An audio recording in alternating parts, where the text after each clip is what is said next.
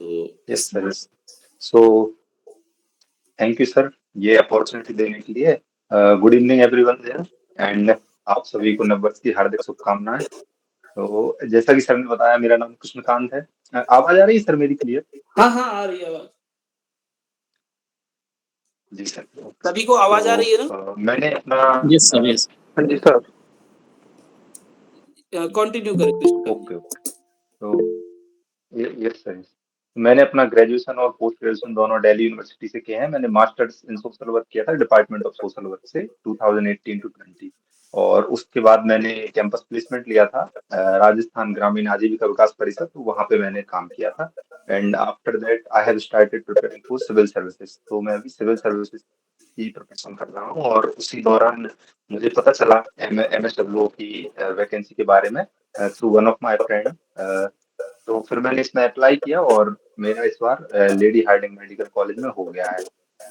अ, तो basically sir से मैंने हेल्प ली थी इस ड्यूरेशन में, मेरी सर से बात हुई थी और सर ने मुझे काफी कुछ आइडिया दिया था कि आप ये कर सकते हैं, इस तरह से कर सकते हैं। सर ने कुछ नोट्स भी प्रोवाइड किए थे मुझे। तो कुछ चीजें देखिए, बेसिकली है कि मतलब ये कोई वैसा एग्जाम नहीं है जिसमें हम कोई बहुत अलग अप्रोच लेके चलें या बहुत कोई डिफरेंट पर्सपेक्टिव से हम ये चीज पढ़ सकते हैं, क्योंकि बहुत इन डेप्थ क्वेश्चंस नहीं पूछते हैं। आप लोगों ने एनालाइज किए होंगे क्वेश्चन पेपर, सर भी डिस्कस करते हैं प्रीवियस ईयर क्वेश्चंस। तो कोई सर ये आवाज आ रही है बीच में किसी की सर या आपके? ओके। तो सर भी डिस्कस करते ही होंगे PYQs, तो उनके बेसिस पे हम ये कह सकते हैं कि हमको जो पढ़ाई करनी है वो बहुत ही हॉरिजॉन्टल स्टडी करनी है। मतलब you have to cover as many topics as possible, है ना। पर्टिकुलरली इस पर्टिकुलर हमारे सब्जेक्ट से रिलेटेड और जो बाकी पोर्शन है उससे रिलेटेड भी हमको वर्टिकल स्टडी नहीं करनी है कि हम एक पर्टिकुलर टॉपिक को ले रहे हैं और बहुत इन डेप्थ में उसको पढ़ रहे हैं। क्योंकि अगर आप देखेंगे तो बहुत ज्यादा क्वेश्चंस ऐसे नहीं रहते जो बहुत इन डेप्थ अंडरस्टैंडिंग की आपसे डिमांड कर रहे हैं। वो बेसिक एक कॉन्सेप्ट आपको क्लियर होना चाहिए और फैक्ट्स उससे रिलेटेड। जैसे कि कोई पॉलिसी है, कोई स्कीम है, तो उसका फुल फॉर्म पूछ लेंगे, किस ईयर में लॉन्च हुई, या फिर उसकी बेसिक प्रोविजंस, वो भी जैसे कि अभी जो हमारा आयुष्मान भारत स्कीम है तो उससे वैसी हो गई जो मेन स्कीम है से रिलेटेड। बाकी वो लोग फुल फॉर्म या डेट ही पूछ रहे हैं। इसके अलावा और भी जो टॉपिक है उनसे भी फैक्ट से ओरिएंटेड ही है। तो सबसे पहला तो ये है कि आप इस किस्म का, can you switch off your audio? Okay thank you. तो सबसे पहला पॉइंट तो आप यही दिमाग में रखें कि जितना ज्यादा अपने एरिया ऑफ स्टडी को आप वाइडर कर सकें वो करिए। इसके बाद दूसरी चीज जो आती है कि अब जो पहले CRE 2 और CRE 1 हुए, जैसे आज हम अक्सर बात भी कर रहे थे, तो अब देखिए वो वाला फेज नहीं रहा है। अब अभी ये एग्जाम उन सभी SSC हो गया या जो भी और भी अदर एग्जाम्स हैं, वनडे एग्जाम उनकी तरह हो गया है। अब हम ये सोच के नहीं जा सकते कि थोड़ा बहुत पढ़ेंगे तो हो जाएगा। You have to give your best. अब वो मतलब बाकायदा इसमें कंपटीशन हो गया है, क्योंकि जो बच्चे PhD किए हुए हैं वो है। तो अब उसको लेके आपको ये दिमाग में रखना है कि जो सर का मटेरियल है, जो सर के रिसोर्सेस हैं, वही एक कंसोलिडेटेड मटेरियल अभी मार्केट में अवेलेबल है इस पर्टिकुलर एग्जाम के लिए। ना ही कोई ऐसी बुक है जो आपको एक कंसोलिडेटेड एक ही जगह प्रोवाइड करे, और ना और कोई, मतलब मुझे पता नहीं है कि और कोई ऐसा कोचिंग इंस्टीट्यूट या ऐसे कोई गाइड करता है जैसे सर कर रहे हैं। तो वो कंसोलिडेटेड मटेरियल जो सर प्रोवाइड कर रहे हैं, उस वो मटेरियल एटलीस्ट आप लोगों को मतलब थॉरोली आना चाहिए। आपके वो फैक्ट्स जो भी हैं, जो भी मटेरियल सर दे रहे हैं, वो आपको अच्छा खासा उस पे आपकी पकड़ होनी चाहिए। क्योंकि तभी आप एक लेवल प्लेइंग फील्ड पे आ पाएंगे। फिर उसके बाद आपको जो मुझे लगा है कि उन चीजों पे आपको फोकस करना है वो मैं बता दूंगा, बाकी सर भी आपको बताते होंगे क्लासेस में। तो सबसे पहली चीज जो ध्यान में रखनी है कि जो सर का जो भी मटेरियल है, जितना भी सर प्रोवाइड करते हैं, जो PDFs हैं, जो क्लास है, तो उस उनको आपको अच्छी तरह से करना है। क्योंकि अब जो जो भी बच्चे जा रहे हैं और मतलब जो क्वालिफाई कर रहे हैं, अधिकतर सर के नोट्स से और वीडियो से ही मुझे लग रहा है हेल्प ले रहे हैं। जो यूट्यूब पे सर की वीडियो है वो, और बाकी जो बच्चे क्लास ले रहे हैं जिनसे आप लोग ले रहे हैं। तो जो सर के जो भी नोट्स हैं उनको थॉरोली आप कवर कीजिए और उनसे काफी हेल्प मिलेगी आपको। पर्टिकुलरली जो सब्जेक्ट स्पेसिफिक जो भी क्या नाम है कंटेंट है, उसमें आपको काफी हेल्प मिलेगी। और इसके अलावा अगर आप लोगों को थोड़ा ऐसा लगता है कि कोई टॉपिक कवर मतलब वो हो रहा है, तो सर से आप डिस्कस कर लो। अदरवाइज यू कैन मतलब refer to UGC NET book, अगर आपको ऐसा कोई टॉपिक लगता है कि भाई इसको और इन डेप्थ में पढ़ना है हमको, तो आप यूजीसी नेट की कोई भी बुक ले सकते हैं, अरिहंत पब्लिकेशन की या कोई भी, उससे आप उसको कर सकते हैं इफ यू वांट, मतलब अगर आपको लगे कि थोड़ा मुझे और करना है। अच्छा, ये इसमें आपका सब्जेक्ट का इनफ हो जाएगा, मुझे लगता है सब्जेक्ट जो भी हमारा आता है सब्जेक्ट से रिलेटेड, उससे सर के नोट से और थोड़ा बहुत यूपीएससी का, सॉरी यूपीएससी का जो यूजीसी नेट की वो, तो उससे बाहर नहीं जाएगा। और अगर बाहर जाएगा तो सबके लिए सेम है, ऐसा तो कोई है नहीं कि कोई बहुत ही अलग कुछ पढ़ रहा है, यही बेसिक चीजें सब लोग पढ़ रहे होंगे। लेकिन अब जो मेन पोर्शन है जहाँ पे जो आपको सबसे अलग करेगा, जो आपको काइंड ऑफ हम कह सकें कि आपको कट ऑफ के पार पहुंचाएगा, जो आपको सिलेक्ट करवाएगा, वो है ये 20 से 25 क्वेश्चंस। वो आप अगर उसमें आप अच्छा परफॉर्म कर देंगे तो आपका सिलेक्शन हो जाएगा। और सब्जेक्ट वाले में तो देखो सब, मतलब मुझे लग रहा है कि एक दो क्वेश्चन ही आगे पीछे होते होंगे, सब लोग वही करते हैं। तो अब आपको सबसे ज्यादा जो ध्यान देना है वो कॉन्स्टिट्यूशन पे देना है, क्योंकि इससे हर बार 3 4 5 क्वेश्चन दे रहे हैं। इस बार चूंकि नहीं आए कॉन्स्टिट्यूशन से, इस बार का पेपर सर ने भी डिस्कस किया होगा, बहुत ही अलग, पता ही नहीं कैसे इन लोगों ने सीआरई 4 का क्वेश्चन पेपर फ्रेम किया था, बहुत ही मतलब डिमोटिवेटिंग काइंड ऑफ रहा वो बच्चों के लिए जो पढ़ रहे थे। तो आप लोगों को कॉन्स्टिट्यूशन के जो मेन पार्ट्स हैं, जैसे कि fundamental rights, fundamental duties, directive principles, इसके बाद आपको जो SC ST, वुमेन और चिल्ड्रन पर्टिकुलरली, इनसे रिलेटेड जो भी प्रोविजंस हैं वो आपको थॉरोली पढ़ना है। इसके अलावा जो मेन कॉन्स्टिट्यूशनल अमेंडमेंट्स हुए हैं अभी तक, वो आपको अच्छी तरह से पता होना चाहिए कि किस ईयर में हुआ, या ये पर्टिकुलर चीज किस अमेंडमेंट के थ्रू ऐड की गई, ये आपको ठीक ठाक क्लियर होना चाहिए। तो इससे आपका जैसे कोई भी होगा, जो हो सकता है इस बार नहीं दिया तो ये नहीं है कि अगली बार नहीं देंगे तो हम इसको स्किप करें, ऐसा नहीं कर सकते आप। 3 4 क्वेश्चन आपको आएंगे। इसके अलावा एक जो नया ट्रेंड में देख रहा हूँ, जैसे CRE 3 में इन लोगों ने कंप्यूटर साइंस से एक भी क्वेश्चन नहीं दिया था, सॉरी CRE 2 में। लेकिन CRE 3 में जिसमें मेरा हुआ है, उसमें 3 से 4 क्वेश्चन कंप्यूटर साइंस से थे। तो और इस बार भी कंप्यूटर साइंस से 2 3 क्वेश्चंस थे, 3 क्वेश्चंस थे लगभग, मुझे ऐसा याद आ रहा है। एक था नॉन वॉलेटाइल मेमोरी कौन सी है, ऑप्शंस दिए थे रैम रोम और रजिस्टर्स, एंड एक और कोई ऑप्शन था। तो 3 से 4 क्वेश्चन ही कंप्यूटर साइंस से पूछ रहे हैं, तो अगर यहाँ पे आप एज लेते हैं तो ये आपको काफी हेल्प करेगा। तो आप कंप्यूटर साइंस पे जहां से भी आप कर सकें, बहुत यूट्यूब पे मटेरियल अवेलेबल है, और हो सकता है सर भी इसमें कुछ आपकी हेल्प कर सकें, तो आप कंप्यूटर साइंस को मतलब एक ऐसी चीज मान के चलिए कि आपके सिलेक्शन में बहुत हेल्प करेगा, क्योंकि 3 4 क्वेश्चंस अगर आप यहाँ एज लेंगे तो आप काफी बच्चों से बहुत आगे हो जाएंगे। तो इस चीज पे फोकस कर सकते हैं। तीसरी चीज है डिजास्टर मैनेजमेंट। इससे क्वेश्चंस वही है, डाइस ही है, जैसे इस बार एक भी नहीं आया और पिछली बार CRE 3 में 3 से 4 क्वेश्चन आए थे डिजास्टर मैनेजमेंट से। तो इसको भी आप लोग ध्यान में रखें, मतलब इसको मुझे नहीं लगता ये ऐसा टॉपिक है जिसको आप छोड़ सकते हैं। इससे बेसिकली वो लोग कोई भी इवेंट, मतलब जो होता है हजार्ड क्या है या डिजास्टर क्या है, या फिर डिफरेंस ही पूछ लेंगे आपसे, मतलब काइंड ऑफ डेफिनेशन में। और जो हमारा नेशनल जो सिस्टम बना हुआ है, जो नेशनल फ्रेमवर्क बनाया है सरकार ने डिजास्टर कॉम्बैट के लिए, उसको आपको पता होना चाहिए। डिजास्टर मैनेजमेंट एक्ट हो गया, या फिर NIDM है, NDRF है, इनके फुल फॉर्म्स हैं, कब फॉर्म हुए, ये सब चीज आपको एक बेसिक आइडिया होना चाहिए। इसके अलावा तो दो चीज जो बचती हैं, एक तो बेसिक मैथ्स है। वो कोई बहुत अच्छे मतलब टफ मैथ्स नहीं पूछ रहे हैं ये लोग, बहुत ही बेसिक लेवल का मैथ पूछ रहे हैं। Simple interest, compound interest, percentage क्या है, मैन वर्क डेज है। इसके अलावा पार्टनरशिप से क्वेश्चन पूछ लेते हैं, और रीजनिंग से एक दो क्वेश्चन पूछते हैं, मतलब 4 से 5 क्वेश्चन मैथ में ये पूछ रहे हैं। इस बार भी 5 क्वेश्चन के लगभग थे जहां तक मुझे याद आ रहा है। तो बेसिक लेवल का है, लेकिन उसके बाद भी मेरी वहां पे बात हुई थी, एक एक दो कुछ लोग मुझे मिल गए थे जानते थे, तो जो बहुत ही बेसिक लेवल का क्वेश्चन था, जो 10th level 9th 10th level का मैथ है, वो भी गलत किया था कुछ लोगों ने। तो देखिए, अगर आप हम ऐसा क्वेश्चन गलत करते हैं जो मोस्टली बच्चे सही करेंगे, तो फिर हम कहीं ना कहीं बहुत बड़ी गलती कर रहे हैं। अगर कोई टफ क्वेश्चन आप गलत कर देते हैं या छोड़ के आ रहे हैं, तो कोई वो नहीं है, ठीक है, वो बहुत लोग कर रहे होंगे, लेकिन एक इजी क्वेश्चन को आप अगर स्किप कर रहे हैं तो दैट इज अ प्रॉब्लम। तो उस पे आपको ध्यान देना है कि जो भी बेसिक मैथ्स आ रहा है, थोड़ा प्रैक्टिस कर लें, उनके फॉर्मूले वगैरह जो भी है आप यूट्यूब से वीडियो देख लें, जैसा भी आपने पढ़ा हो उसको कवर कर लें।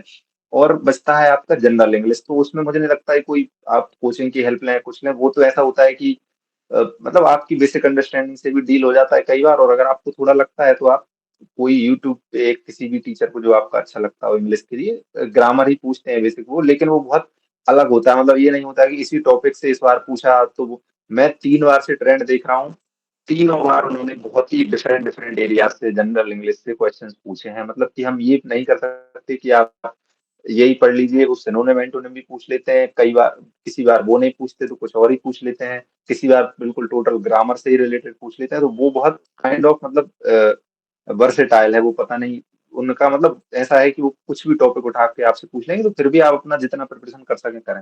और इसके बाद जो सबसे लास्ट चीज आती है, मुझे लग रहा है इस बार जो CRE 4 हुआ है, जो डिसाइडिंग फैक्टर है जिस बच्चे का क्वालिफाई होगा, उसके लिए सबसे बड़ा डिसाइडिंग फैक्टर जनरल स्टडीज का जो पोर्शन था। मतलब लगभग 10 से 12 क्वेश्चन इसमें से थे।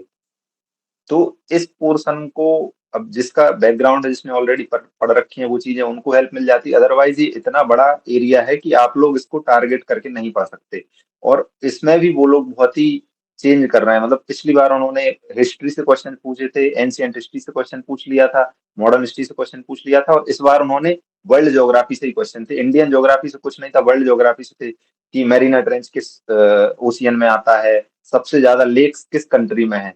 और इसके बाद है कि एक एक क्वेश्चन था कि आइस मेल्ट सबसे ज्यादा किस कंट्री में हो रहा है इनमें से।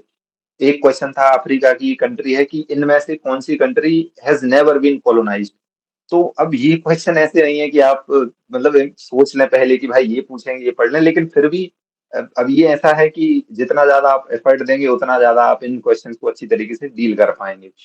इस इसके लिए आप तो हिस्ट्री हो गया, ज्योग्राफी हो गया, जो बेसिक अंडरस्टैंडिंग है, और जो ग्लोबल जो भी रिपोर्ट्स हैं, इंडेक्सेस हैं जो रिलीज होते हैं, जैसे मल्टी डायमेंशनल पॉवर्टी इंडेक्स हो गया, मतलब और भी जो भी इंडेक्सेस हैं, करप्शन इंडेक्स है, या फिर जो भी बहुत सारे रिपोर्ट्स और इंडेक्सेस रिलीज होते हैं, तो उनमें इंडिया की रैंक क्या है और वो कौन रिलीज करता है, इस तरीके के क्वेश्चन पूछते हैं ये लोग। जो मतलब काइंड ऑफ जो 20 मार्क्स का जो सबसे लास्ट पोर्शन होता है जनरल स्टडीज का, उसमें ये लोग पूछते हैं।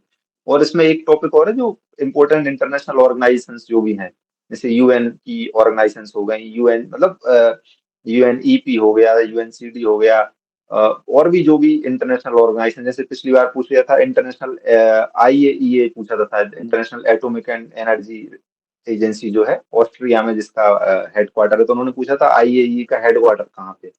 तो इन इन चार टॉपिक हैं जो जनरल स्टडीज में आप इनको फोकस कर सकते हैं। हिस्ट्री जितना आप जहां से भी आप कर सकें जो करें, और ज्योग्राफी में भी है वो वर्ल्ड ज्योग्राफी से भी पूछ लेते हैं, और कई बार इंडियन ज्योग्राफी से भी पूछ सकते हैं। जैसे CRE 2 में उन लोगों ने इंडियन ज्योग्राफी से पूछा था एक क्वेश्चन की, कुछ प्रोडक्शन से रिलेटेड था। फिर एक वर्ल्ड उससे भी पूछ लिया था कि इन पर्टिकुलर इन कंट्रीज में सबसे ज्यादा प्रोडक्शन इस पर्टिकुलर क्रॉप का कौन सी कंट्री कर रही है, तो वो क्वेश्चन था। तो अब ये वाला जो पोर्शन है, ये या तो आपने पढ़ा हो कुछ पहले, आप कोई प्रिपरेशन कर रहे हैं सिविल्स की, या कोई और कहीं से जनरल स्टडीज पढ़ा हो तो वो हेल्प करेगा। अन्यथा आप लोग इसको जैसे भी आपको लगे सर से आप इस पर डिस्कस करिएगा, या आपको कुछ लगे तो मैं भी और आपको हेल्प कर सकता हूँ, भी आप पूछ लेना जो आपको लगे। तो इस पोर्शन को भी आपको अच्छी तरह से कवर करना पड़ेगा। और मुझे लगता है कि अगर जो CRE 4 जिस तरह से आया है, अगर आपको सिलेक्शन लेना है तो यही पोर्शन सबसे हेल्पफुल है। तो ये 5-6 चीजें आप लोग अपने दिमाग में रखी, और यही था मतलब मेरा बेसिक, मुझे लगा जो हेल्प किया मुझे यही किया। मैंने इसी तरह से पढ़ाई की थी जितना भी पढ़ा था। बाकी थोड़ा मैं सिविल्स की प्रिपरेशन कर रहा हूँ तो उससे मुझे हेल्प मिल गई थी थोड़ी, तो यही था। Thank you. Okay, thank you so much Krishnakant ji.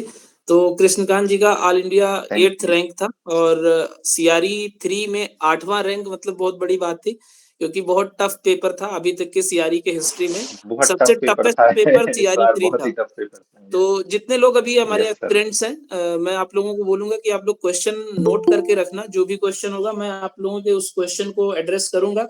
Starting में मैं अभी जितने हमारे गेस्ट हैं उनसे मैं ले लेता हूं उनके ओपिनियंस, उसके बाद आप लोग नोट करके रखना, तो मैं उस पे आप लोगों को जरूर एड्रेस करूंगा।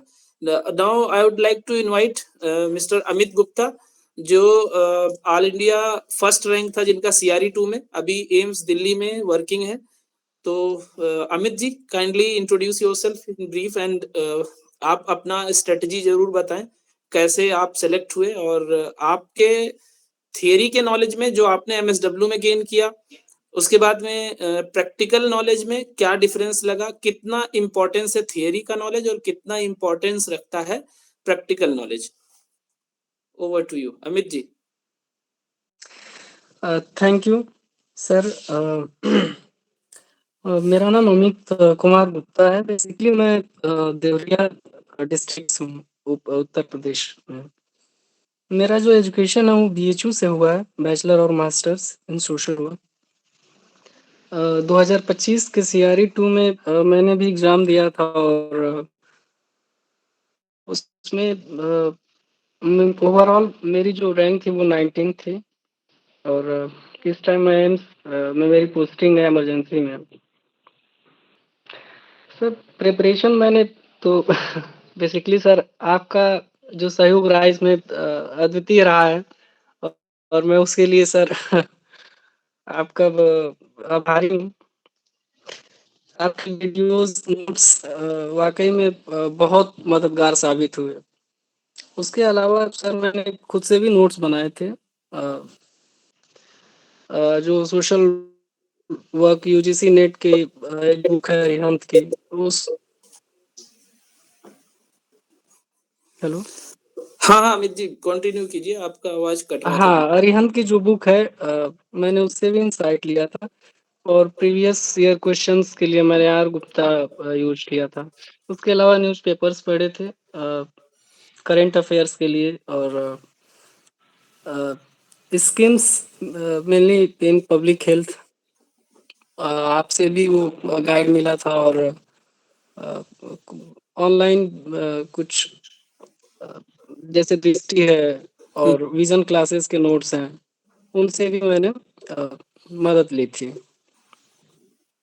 कितना आपको कितना फर्क बाकी सर लगता है वही कि जो सेल्फ प्रैक्टिकल स्टडी। नॉलेज है और थियरी का नॉलेज है, दोनों में कितना डिफरेंस लगता है? जैसे अभी आप इमरजेंसी में काम कर रहे हैं, 2 महीना हो गया ना ज्वाइन किए हुए आपको लगभग, जी, जी, जी, जी, जी। तो क्या फ़र्क लग रहा है?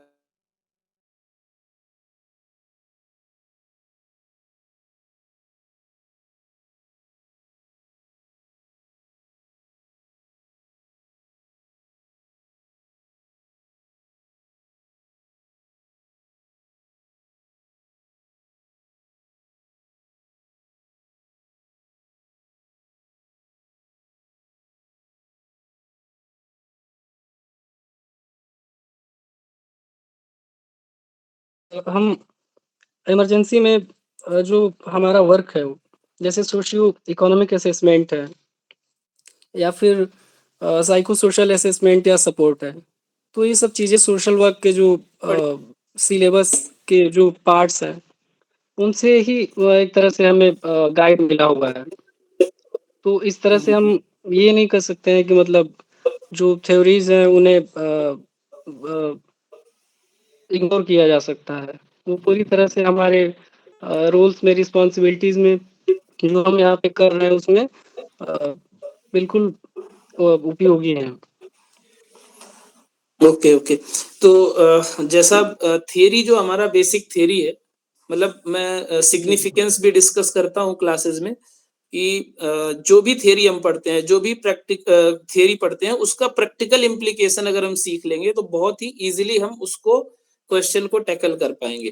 तो चाहे वो बिल्कुल, केस बिल्कुल, वर्क हो, बिल्कुल। चाहे वो ग्रुप वर्क हो, चाहे वो कम्युनिटी ऑर्गेनाइज़ेशन हो, चाहे वेलफेयर एडमिनिस्ट्रेशन हो, रिसर्च हो, ये सारा कहीं न कहीं आपके जो वर्किंग स्टाइल है और वर्किंग स्कोप है, उससे डायरेक्टली लिंक्ड है और सिंक्ड है। बट हमारा वो बिल्कुल, बिल्कुल। दृष्टिकोण, हमारा वो परसेप्शन ये बना हुआ कि नहीं थियरी का कोई रोल नहीं है, थियरी का रोल हर जगह है, बस वो आपको इम्प्लीमेंट करने का तरीका पता होना चाहिए। जी, जी, तो जी, बिल्कुल। ये चीज़ मुझे लगता है अब आप रिलेट कर पा रहे होंगे कि जो सोशल केस वर्क है वो कैसे हमारे मेडिकल सोशल वर्क फील्ड में यानी मेडिकल सोशल वेलफेयर ऑफिसर के फील्ड में इम्प्लीमेंट हमको करना है। जब आप मेडिको लीगल केस देखते होंगे, एमएलसी केसेस देखते होंगे क्योंकि आप इमरजेंसी में हैं, तो मेडिको जी, जी, लीगल जी। केसेस में कितना इम्पोर्टेंस रखता है कि कॉन्फिडेंशियलिटी क्या होती है, प्रिंसिपल जो हमने पढ़ा है। उसके बाद में केस वर्क का क्या इम्पोर्टेंस है, देन उसका लीगल डोमेन में क्या-क्या इम्पोर्टेंस है, वो सारी चीज़ें आप जो है उसको अब जो है आपको वो चीज़ें फ़ील कर पा रहे होंगे। तो बिल्कुल, बिल्कुल, इसलिए मैं बिल्कुल। हमेशा क्लासेस में ये चीज़ कोशिश करता हूँ कि जो मैं पढ़ रहा हूँ, वो क्यों पढ़ रहा हूँ, ये हमें ज़रूर पता होना चाहिए। तो thank you so much Amit ji. बाकी एक छोटा-सा सबको जो है बहुत ज़्यादा एक्साइटमेंट रहता है कि सैलरी कितनी होती है। तो मतलब मैं अ, आपकी प्राइवेसी नहीं ब्रीच करूँगा, बट हाँ, मैं हमेशा एक्सप्लेन भी कर चुका हूँ वीडियोज़ में। तो आप ग्रॉस सैलरी बता सकते हैं, कितना? सबसे ज़्यादा एक्साइटेड एक्साइटेड चीज़ इन लोगों का यही रहता है, सैलरी कितनी होती है? तो एक सर मोटा-मोटा जो ग्रॉस सैलरी होता है, वो आप बता सकते हैं इन लोगों को। सर ग्रेड 2 तो लेवल 6 है हमारी आपकी आवाज़ कट रही है अमित जी। जो है वो बेसिक जो है 35,400 बट सारी हाँ, हाँ, हेलो बट ग्रॉस सैलरी आप एक बार एक्सप्लेन कर दो, मतलब ग्रॉस सैलरी कितनी हाँ बन रही है हाँ दिल्ली में? हाँ सर तो सर उसमें जो अलाउंसेस लगते हैं उसमें एम्स में काम करने का सबसे अच्छा एक ये है कि यहाँ पे एचपीसी मिलता है हॉस्पिटल पेशेंट के allowance hmm, hmm, hmm. I think वो 41 हाँ तो था फाइव पहले, अब थाउजेंड वन हंड्रेड रुपीज 5,185 रुपए हो गया लगभग। जी जी जी हुँ, जी हुँ। तो इस तरह से मिला करके सर ग्रॉस सर 85 बन जाता है आई थिंक 85 समथिंग तो क्लियर है आप लोगों को, मैं एक्सप्लेन कर चुका हूँ, तो बहुत सारे लोग कहते हैं यार इतना सैलरी कहाँ होता है लेवल 6 का।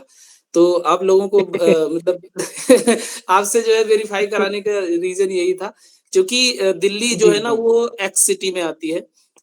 X city means X, Y, Z 3 तरीके की कैटेगरी होती है, जो सबसे मेट्रोपॉलिटन सिटीज़ हैं, वहाँ पे जो एचआरए है वो 30% एचआरए मिलता है बेसिक का। तो 30% है 35,400 रुपीज़, और उसका 30% एचआरए जब हो जाता है तो लगभग 12,000 के आस-पास एचआरए पहुँच जाता है, जो हाउस अलाउंस जिसको बोलते हैं, रेजिडेंस अलाउंस। तो वो हो गया, प्लस एचपीसीए 5,185 के आस-पास हो गया, और टीए हो गया, टीए ऑन डीए हो गया, तो ये सब मिला के लगभग 85-90,000 बन जाता है। जो कुछ कंट्रीब्यूशन होता है वो इंस्टीट्यूशन की तरफ से भी होता है और कैंडिडेट की तरफ से होता है, तो वो सब भी जोड़ेंगे तो लगभग 90 आसपास पहुंच जाता है। तो thank you so much Amit ji. आप कनेक्ट रहना, मतलब आज के सेशन के लिए थैंक यू। आगे के लिए जब भी जरूरत पड़ेगी आपसे किसी को बिल्कुल गाइडेंस बिल्कुल की, तो बिल्कुल मैं सर जरूर आपका नंबर शेयर करूंगा। बाकी मैं कोशिश करता हूँ एक बेहतर नेटवर्क डेवलप करने की, एक बेहतर प्रोफेशनल डेवलप करने की। तो हमेशा आप लोगों से यही रिक्वेस्ट करूंगा कि इसमें आप लोग भी अपना कंट्रीब्यूशन जरूर दें। तो अभी फिलहाल हमारे साथ चारू जी जुड़ गई हैं। चारू जी का सीआरई 3 में सिलेक्शन हुआ है, और सीआरई 3 में चारू जी का जो रैंक रहा है वो 4th रैंक रहा है। ऑडिबल हैं आप चारू जी? हाँ जी सर, हाँ जी। तो अब आपको जो है माइक समर्पित है। ब्रीफली आप एक्सप्लेन कीजिए, सिर्फ फोकस इस पे रखना कि स्टूडेंट्स का कैसे हेल्प हो पाए, स्टूडेंट्स अपनी तैयारी कैसे कर पाएँ। मेरा रोल तो जो है वो तो है, या क्लासेस का जो रोल है, नोट्स का जो रोल है वो तो है, बट सबसे ज़्यादा इम्पोर्टेंट है कि कैसे उसको इंटर कोरिलेशन निकाल पाएँ स्टूडेंट्स, और अपने तैयारी में अपना योगदान, क्योंकि एक गाइड का रोल जो होता है वो बहुत हाईली तो 30 से 40%, इससे ज़्यादा नहीं होता है। मैं मैक्सिमम मानता हूँ 40%। तो आप अपनी तैयारी कैसे बेहतर कर पाएँ, और आप 4th रैंक कैसे अचीव किया आपने? Thank you over to sir. You. हाँ, thank you so much sir. Actually ये कुछ-कुछ चीज़ें मैं पहले सोच कर आई थी कि क्या-क्या आप लोग को बताऊँगी, ठीक है? पहली बात तो मतलब जो मेरी स्ट्रैटेजी थी, वो सर के नोट्स तो मैंने लिए ही थे। मतलब जो जैसे आज पढ़ाया, तो कल तक मैंने वो सारे नोट्स पढ़े। एक बार तो चाहे आप मतलब एक बार में याद नहीं होंगे, बट उसको रीड आउट आज के रात करना ही है। पहली चीज़ ये। दूसरी चीज़ sir time to time PYQs भी देते हैं और आप अपनी तरफ से भी पूरा गूगल खोज दो। मैंने पूरा गूगल खोज दिया था मतलब 2-3 महीने में। मैंने इतने पीवाईक्यूज़ निकाले थे, चाहे वो नेट के हों, चाहे वो किसी भी कॉलेज के एमफिल का एंट्रेंस हो, क्योंकि उससे भी हमको अपना एक लेवल पता चल जाता है कि कितना हम लोग को अभी रिटेन कर पाए जो भी पढ़ा है और क्या कुछ क्वेश्चन आ सकता है। ये वाली चीज़ और प्लस मतलब अगर जैसे खाली बैठे हैं तो मतलब स्क्रॉल करने की बजाय इंस्टाग्राम वगैरह आप ना मतलब उसके जो 2-2 मिनट के जीके के वीडियोज़ होते हैं ना रील्स होते हैं, मैं उनको स्क्रॉल करती थी, चाहे खाना खाते टाइम या जो फालतू जो फुर्सत का वो होता है ना टाइम। तो मतलब वो एक चीज़ होता है कि दिमाग में बैठ जाता है जब आप आराम-आराम से करते हो। और चौथी चीज़ मतलब जब मैंने तैयारी शुरू की थी, तो मुझे क्या है ना कि मुझे बहुत मज़ा आता है ये सब पढ़ने में कि मतलब मेंटल इलनेस क्या होता है और ये टाइप्स ऑफ डिसेबिलिटीज क्या है, तो आप उससे पढ़ोगे ना कि आपको जनरल नॉलेज भी है, प्लस ये मतलब लाइफ टाइम आपको वो रहेगा कि आपकी नॉलेज में रहना चाहिए एज अ सोशल वर्कर। तो मैंने तो उस स्ट्रेटेजी से काम किया था। तो इतना ही है सर। तो नोट्स वगैरह बनाती थी आप? हाँ सर, साइड बाय साइड, जैसे सर के नोट्स तो हैं ही, उसके अलावा जो भी जैसे सर पढ़ाएंगे तो जो एक्सपीरियंस बताते हैं, जो क्वेश्चंस पूछते हैं, वो मैं साथ के साथ लिखती रहती थी। मतलब जो भी कुछ नया पता चलता था अदर देन नोट्स, वो तो करती। बाकी आपका कोई और practical experience medical social work से रिलेटेड अगर हो तो वो भी आप एक्सप्लेन कर सकते हैं सर मेरा जो आप। मेडिकल से तो नहीं है, एक्चुअली मेरा सीएसआर में था काम। अच्छा तो अच्छा, हाँ मेडिकल हाँ हाँ, से सॉरी, आपका तो सीएसआर में था। तो thank you so much Charu ji. तो चारू जी का जो सिलेक्शन हुआ है वो अवंतीपुरा एम्स में हुआ। जब भी आप कश्मीर जाएं, श्रीनगर जाएं, तो इनसे कांटेक्ट कर सकते हैं। जी। और बाकी चारू जी, मैं आपसे यही बोलूंगा कि आप लोग अपना कंट्रीब्यूशन इस रूप में दे सकते हैं इस फैटर्निटी को, सोशल वर्क और सोशल एमएसएसओ फैटर्निटी को, कि आप लोग आगे जब भी कोई आपसे कांटेक्ट करे तो उसको बेहतर गाइडेंस प्रोवाइड करें, या उससे रिलेटेड जो उस फील्ड का हो उसको आप जो है रेफरेंस दे दें, हाँ जिससे वो सर। कांटेक्ट कर सके। क्योंकि मैं तो इस चीज में अपना पूरा कोशिश कर रहा हूँ नेटवर्क बिल्ड करने की, बाकी जी। आप लोगों से भी यही एक्सपेक्टेशन रहेगा। हाँ तो जी। Thank you so much Charu ji. Thank आप यू लोग सो अपने क्वेश्चंस जरूर नोट करते रहना, मैं बाद में एड्रेस करूंगा। इस इंट्रोडक्टरी सेशन के बाद जो है इसको बहुत जल्दी मैं समाप्त करूंगा। उसके बाद आप लोगों से जो ब्रीफ, जितने भी नए एस्पिरेंट्स हैं उनसे ब्रीफ इंट्रो लूंगा, जिससे एक जान पहचान बन जाए। आज क्लास नहीं होगा, आज सिर्फ और सिर्फ इंट्रोडक्टरी सेशन और सिलेबस डिस्कशन होगा, और सिलेबस को कैसे इम्प्लीमेंट करूंगा और कैसे क्यों करूंगा वो बहुत ही इंपॉर्टेंट है, उस पर डिस्कशन करूंगा। तो अब मैं अनुश्री जी को इनवाइट करूंगा। अनुश्री जी का इस बार रैंक जो सीआरई 3 में था 9th रैंक था आई थिंक। अनुश्री जी आप हैं अभी? अनुश्री जी हैं आप अभी या एग्जिट कर गई? आई थिंक वो आवाज नहीं जा पा रहा है। तो अभी जब फिर बीच में जुड़ेंगे तो हम लोग डिस्कस कर लेंगे।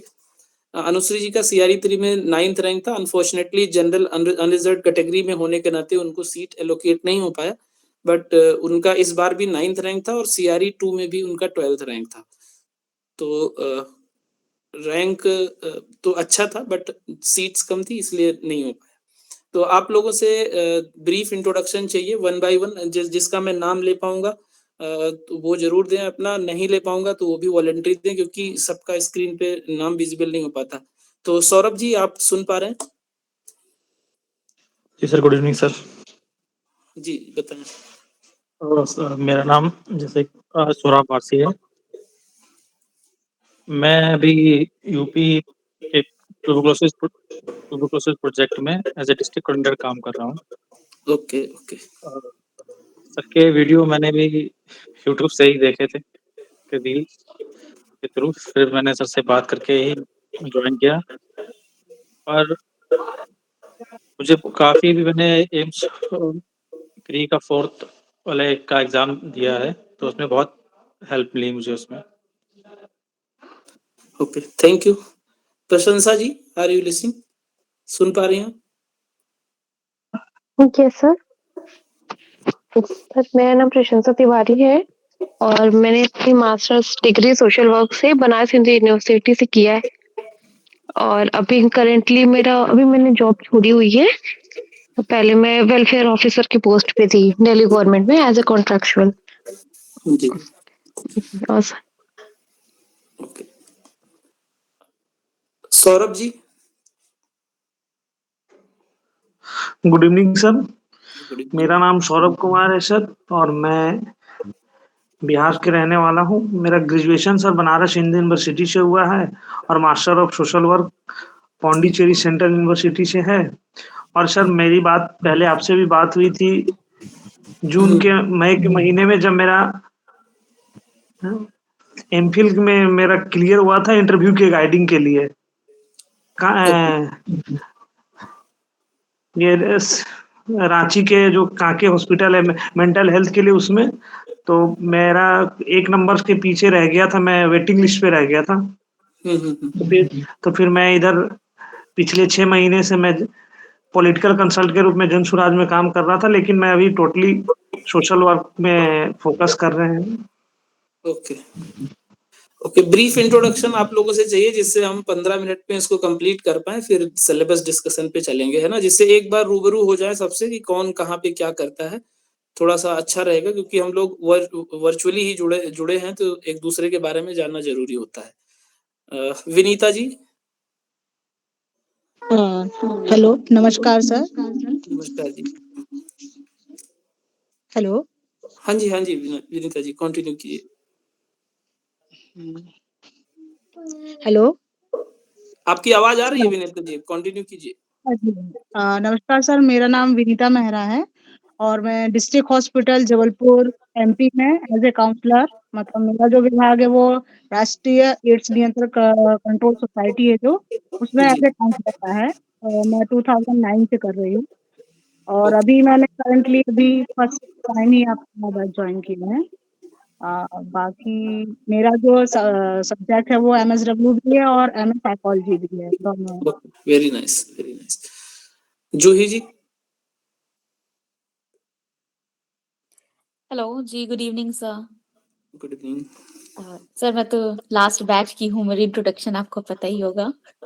बाकी लोगों को बताना है, मुझे तो पता है, बाकी लोगों को बताना है। Good evening all. मेरा नाम जूही दास है, मैं इलाहाबाद से हूँ और अभी फिलहाल मैं पीएचडी कर रही हूँ, नेट जेआरएफ क्वालिफाइड हूँ।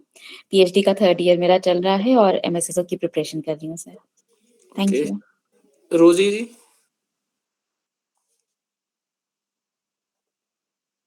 आई थिंक सुन नहीं पा रही। Manish ji. Good evening all, मेरा नाम मनीष कुमार है। मैं बेसिकली रेवाड़ी हरियाणा से रहने वाला हूँ। इससे पहले मैंने इरिगेशन डिपार्टमेंट में आईसी एक्सपर्ट के तौर पे काम किया है। अभी फुल टाइम तैयारी कर रहा हूँ और मैंने MA social work Delhi school of social work से किया। Thank you. Okay thank you. Shrish ji. Good evening everyone, मेरा नाम शिरीष है। मैंने मास्टर्स किया है Delhi school of social work से और मैं अभी एमएसएसओ के लिए ट्राई करता हूँ। Vivek ji. Good evening sir. Good evening. हाँ सर, मेरा नाम विवेक मिश्रा है। मैंने अपना ग्रेजुएशन महात्मा गांधी कातिल विद्या बनारस से बीए ऑनर्स मास कम्युनिकेशन किया है। फिर उसके बाद सर मैंने मास्टर ऑफ सोशल वर्क किया है और आफ्टर दैट सर 2 से 3 साल मैं एनजीओ में वर्क कर रहा था हेल्थ प्रोजेक्ट पे। कर्नाटक में sir ministry of Panchayati Raj government of India में वर्क कर रहा हूँ और फिलहाल सर तो अभी एमएसएसओ की प्रिपरेशन कर। Okay thank you. Sakshi ma'am. Good evening sir, मेरा नाम साक्षी सिंह है और मैं बनारस की रहने वाली हूँ और मैंने सोशल वर्क की पढ़ाई बीएचयू से की है और वर्तमान समय में मैं mental health national mental health programme में एज अ पीएसडब्ल्यू वर्क कर रही हूँ। Okay thank you. अंकित जी।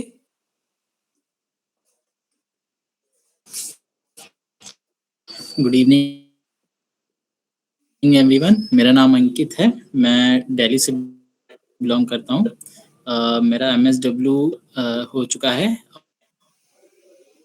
और अभी मैं एक एनजीओ के साथ बतौर काउंसलर काम कर रहा हूँ। संघर्ष जारी रहेगा जब तक एग्जाम क्लियर नहीं होता। Thank you. Very nice. Akash ji.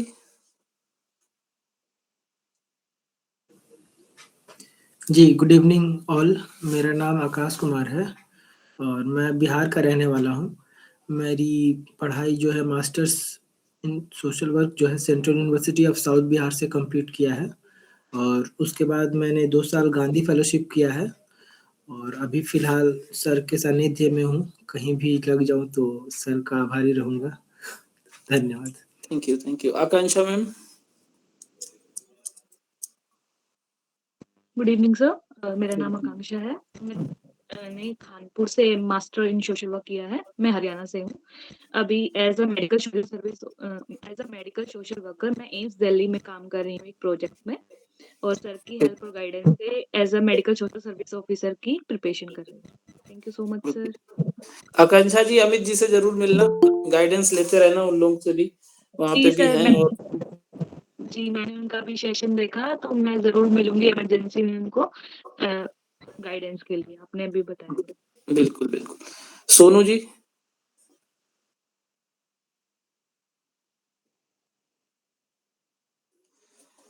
Anupama ma'am, are you listening? आवाज आ रही है अनुपमा मैम? मिर्जा नाम से कोई है, Mirza? Deepu? Good evening sir. हाँ जी, हाँ जी मिर्जा जी। सर मेरा नाम बिलाल बेग है वैसे तो, मिर्जा बिलाल बेग। हाँ, हाँ। मैं अलीगढ़ मुस्लिम यूनिवर्सिटी में हूँ sir, as a medical social worker हूँ पिछले 8 साल से। CRE 3 का आपको मैंने बताया था, मेरा DV है सर भोपाल का। वाह, वेरी नाइस, लेकिन बस सर अभी वो पिछली बार भी DV था मेरा, लेकिन कुछ डॉक्यूमेंट्स के वो एजुकेशन क्वालिफिकेशन में कुछ प्रॉब्लम है। तो होप सो सर भोपाल का हो जाता है बंदा, ये तो चल ही रहा है। Best of luck. एक्चुअली बहुत सारे लोगों का सिलेक्शन हुआ है, अब सबको एक प्लेटफॉर्म पे मतलब बुला पाना भी मुश्किल हो जाता है मेरे लिए। जैसे-जैसे रैंडमली जिनको याद आता है मैं बुला लेता हूँ। फर्स्ट और सेकंड रैंक वालों ने चूँकि एक्सप्रेस किया था अपना, यूट्यूब पे हमने डाला भी हुआ है, तो इसलिए उनको भी नहीं इनवाइट किया, क्योंकि ऐसा लग जाता है ना कि एक रिलेट कर पाते हैं अगर कोई एक्सपीरियंस अपना बताता है। तो सही बात है आपसे सर। कभी एक्सपीरियंस जो है शेयर करने के लिए आपको भी इनवाइट करूँगा। जी सर, श्योर। ठीक है, थैंक यू सर। कोई और बच रहा हो इसमें? बच तो कई लोग रहे हैं, बट अगर कोई वॉलंटरी अगर इंट्रोड्यूस करना चाहता है अपने आप को तो ठीक है, अदरवाइज हम लोग क्लासेस में डिस्कशन करते रहेंगे। चिंकी मैडम आप रह गई, Chinki Gupta. Hello sir, good evening. Good evening. Good evening everyone, मेरा नाम चिंकी गुप्ता है और मैं दिल्ली की निवासी हूँ। मेरी bachelor in journalism and mass communication हुआ है and masters in social work मेरा हो चुका है। और पिछले 4.5 साल से ज़्यादा मैं एक दिल्ली बेस्ड NGO के साथ काम कर रही हूँ as a project coordinator. Milestone नाम है NGO का, और ये मेरा फर्स्ट टाइम है जो MSSO के लिए मैं देख रही हूँ। और होप है कि सर के नेतृत्व में हो जाएगा। Thank you so much. Okay, welcome. Prachi madam. Hello.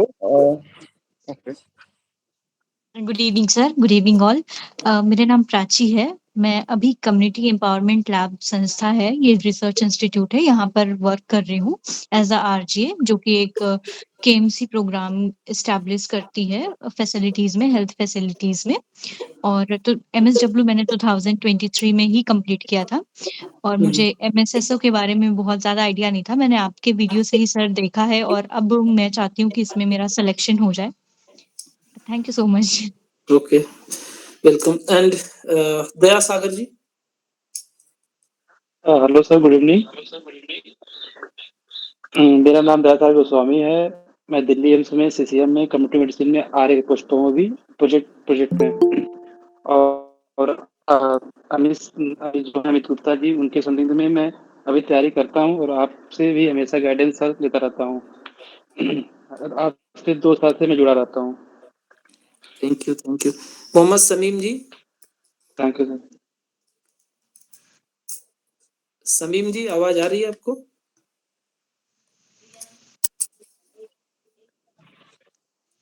Puneet ji. Okay, hello. हाँ, हाँ, कंटिन्यू कीजिए। Sir, I'm Bapaditya from Shiliguri. I'm working in RKSK program under NHM as a counselor. And I complete my Masters of Social Work from Netaji Subhas Open University. Okay, Bapaditya, I think you have mentioned VIIX. That's why I cannot understand who you are. So kindly change your name name on Google Meet, so easily can identify you. Priyanka ji.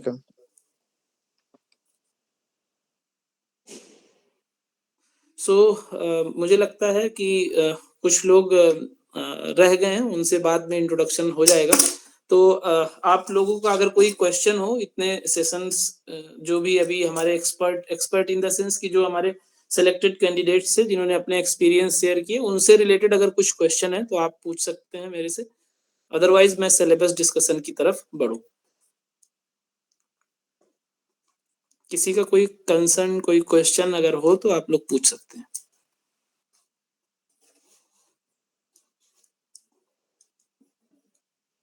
Good evening sir. जी good sir evening. कोई भोपाल से जुड़े थे, भोपाल का वो DV के लिए बोल रहे थे कि उनका कुछ इशू हो गया था, तो ये जानना चाह रहे थे कि अगर वो बता पाए कि क्या इशू हुआ था तो हेल्प होगी बाकी लोगों के लिए।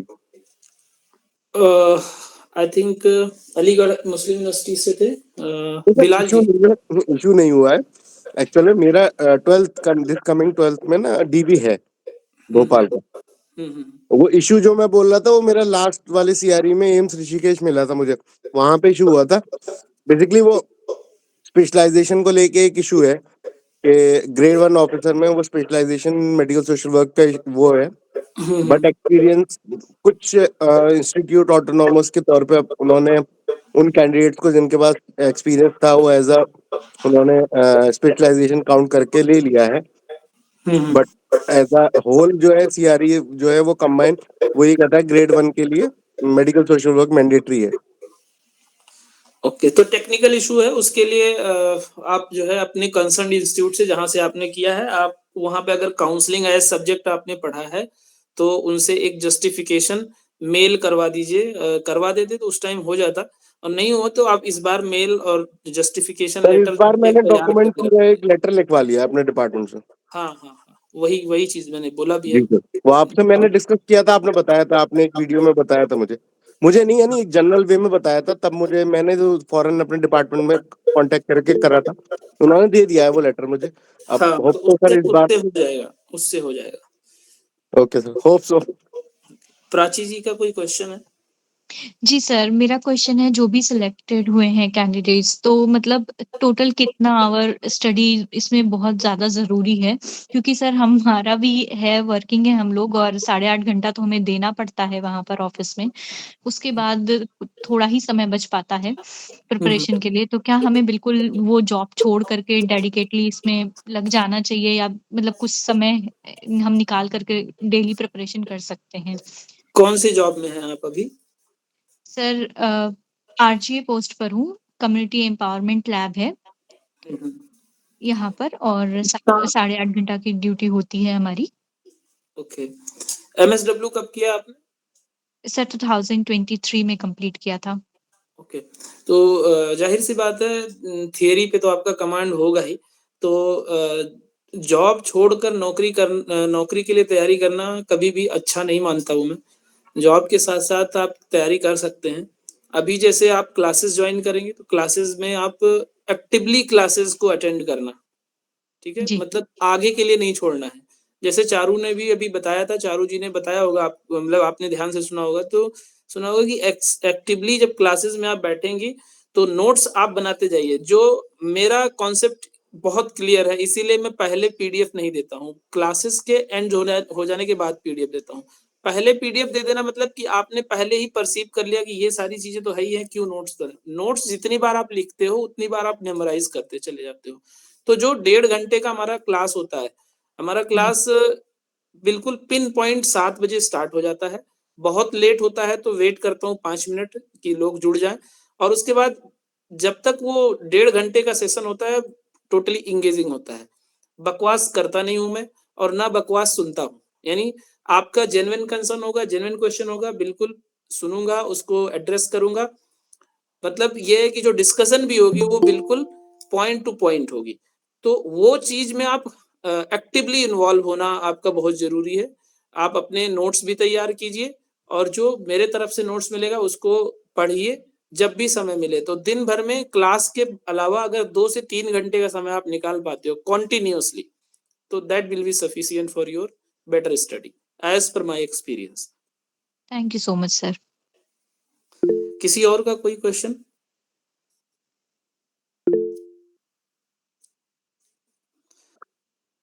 आकांक्षा जी। सर मेरा एक क्वेश्चन चारू मैम से था। मेरे को ये पूछना था, उन्होंने जनरल डोमेन का कैसे प्रिपरेशन की? कोई बुक से उन्होंने बुक रेफर की या यूट्यूब चैनल कोई जो 20-25 मार्क्स का आता है, क्योंकि उसमें हमारा पूरा अच्छा सा हो जाए कवर वो, जिसमें हमारे मार्क्स कट ना हो। 20 क्वेश्चंस में जनरल नॉलेज नहीं होता है। जनरल नॉलेज सिर्फ 5 क्वेश्चन होता है, 4 से 5 क्वेश्चन होता है। 20 क्वेश्चन में आपका जो एप्टीट्यूड में रीजनिंग भी आता है, मैथ भी थोड़े बहुत आते हैं, कंप्यूटर नॉलेज भी होता है, इंग्लिश भी होता है, जीके भी होता है। तो उन 4-5 क्वेश्चन के लिए जो जीके और जनरल नॉलेज के जो होते हैं, उसके लिए चारू ने एक्सप्लेन किया है कि और इवन मैं भी बताता हूँ आप लोगों को हमेशा कि जो यूट्यूब के अच्छे एजुकेटर्स हैं, जो बहुत कंसाइज फॉर्म में देते हैं, लूसेंट का पूरा समरी देते हैं, लूसेंट की पूरी समरी वो 8 से 10 वीडियो में 1-1 घंटे 1.5 घंटे की वीडियोस में है कई लोगों के, तो वो आप देख सकते हो। और बहुत टाइम अगर आप उस पे दोगे तो सब्जेक्ट वाला जो स्किप हो जाएगा। और इंग्लिश जिसकी अच्छी है तो इंग्लिश थोड़ा बहुत आपको देखने की जरूरत है, बाकी तो आप जब वहां पे क्वेश्चन देखोगे तो इजीली कर ले जाओगे, क्योंकि 9th-10th लेवल तक का ही इंग्लिश आता है, बहुत टफ नहीं आता है। कंप्यूटर नॉलेज के लिए मैं बेसिक कंप्यूटर का जो होता है फैक्ट वो प्रोवाइड करता ही हूँ, हर क्लासेस में प्रोवाइड किया है, इसमें भी प्रोवाइड करूंगा। बाकी कॉन्स्टिट्यूशन के पार्ट से जो आता है वो मैं कॉन्स्टिट्यूशन इसमें कवर कर देता हूँ सब्जेक्ट वाले में, क्योंकि कोरिलेशन है कॉन्स्टिट्यूशनल राइट और ह्यूमन राइट्स के बीच का, जो भी कोरिलेशन है वो एक्सप्लेन करता ही हूँ, सोशल जस्टिस में एक्सप्लेन करता ही हूँ, तो उसमें कवर हो जाता है। तो मोर और लेस उस 20 में से 4-5 क्वेश्चन 6 क्वेश्चन तो मेरे इसी सब्जेक्ट वाले में ही डिस्कशन में आ जाते हैं। तो 10 से 15 क्वेश्चन का आपको तैयारी अलग से करना पड़ेगा। और उसका बेस्ट वे है एजुकेटर कोई देखो जिसका आपको समझ में आए। Okay sir. ठीक है, किसी और का कोई क्वेश्चन?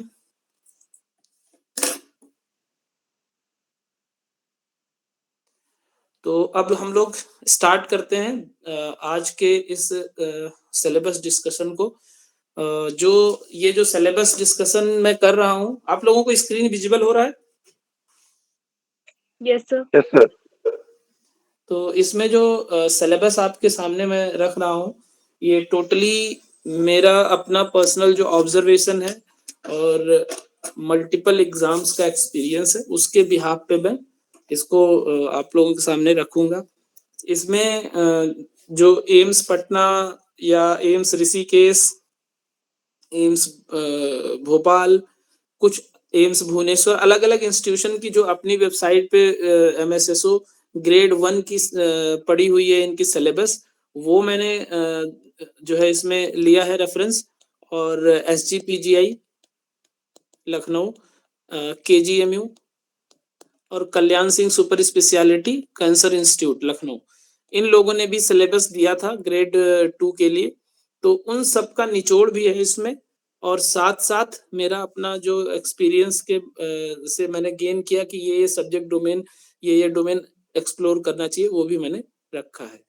तो before starting the syllabus discussion, बहुत सारे लोगों को मेरे बारे में भी शायद नहीं पता होगा, तो मैं अपना भी इंट्रोडक्शन दे देता हूँ। मेरा नाम रोहित गुप्ता है और मैं एज MSSO अभी एम्स बिलासपुर में 2024 से जनवरी से काम कर रहा हूँ। 2 साल हो गया ऑलमोस्ट एम्स बिलासपुर में ज्वाइन किए हुए।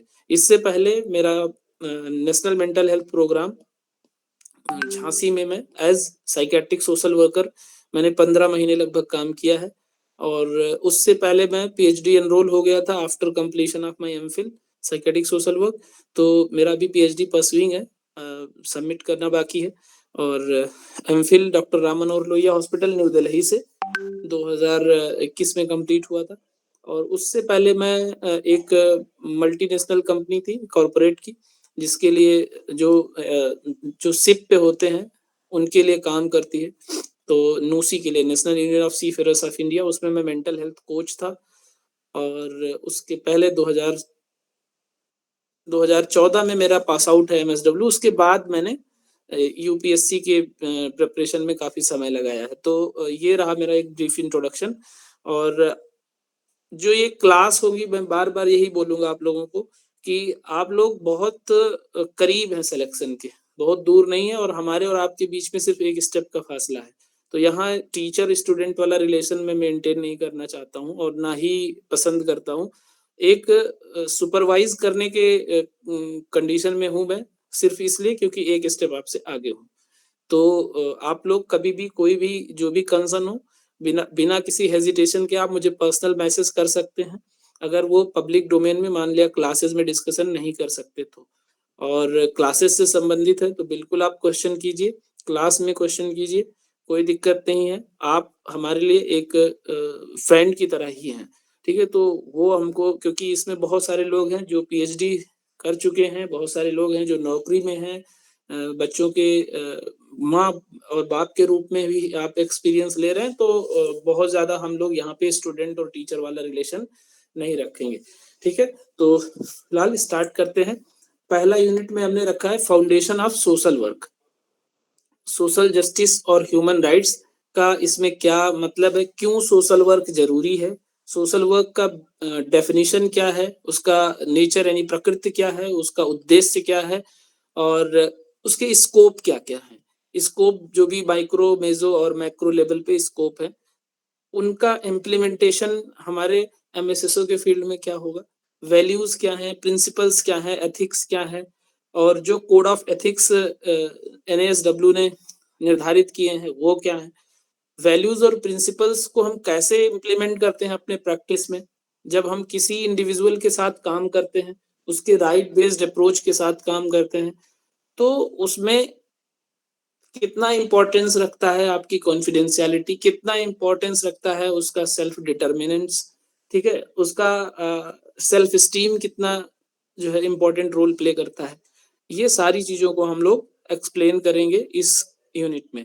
Social work as a profession, social justice क्या है, ह्यूमन राइट्स क्या है, ह्यूमन राइट्स के पर्सपेक्टिव में हमारा रोल क्या रहता है, and why we are recruited in health setting, why we are recruited in school setting, why we are recruited in child related issues, ठीक है, उनके कंसर्न को जो है एड्रेस करने के लिए हम being a child welfare officer या सोशल वेलफेयर ऑफिसर या सोशल प्रोटेक्शन ऑफिसर क्यों रिक्रूट किए जाते हैं, वो इंटर कोरिलेशन एक यहाँ पे निकालने की जरूरत पड़ती है। कॉन्स्टिट्यूशनल वैल्यूज है क्या है और राइट्स क्या है, राइट टू लाइफ क्यों जरूरी है, राइट टू लाइफ के तहत राइट टू हेल्थ कैसे आ जाता है, right to equality, dignity, health, social security, ये सब क्या चीजें हैं, इनका जो सस्टेनेबल डेवलपमेंट है, सस्टेनेबल डेवलपमेंट गोल में कितना इंपॉर्टेंट रोल प्ले करते हैं। हेल्थ के पॉइंट ऑफ व्यू से जो एमएमआर है, आईएमआर है और एनएमआर है, ठीक है, ये सब क्या रोल प्ले करते हैं, क्यों इनके ऊपर जो है महिलाओं की हेल्थ के, रिप्रोडक्टिव हेल्थ पे और बच्चों के हेल्थ पे इतना ज्यादा क्यों फोकस किया जा रहा है।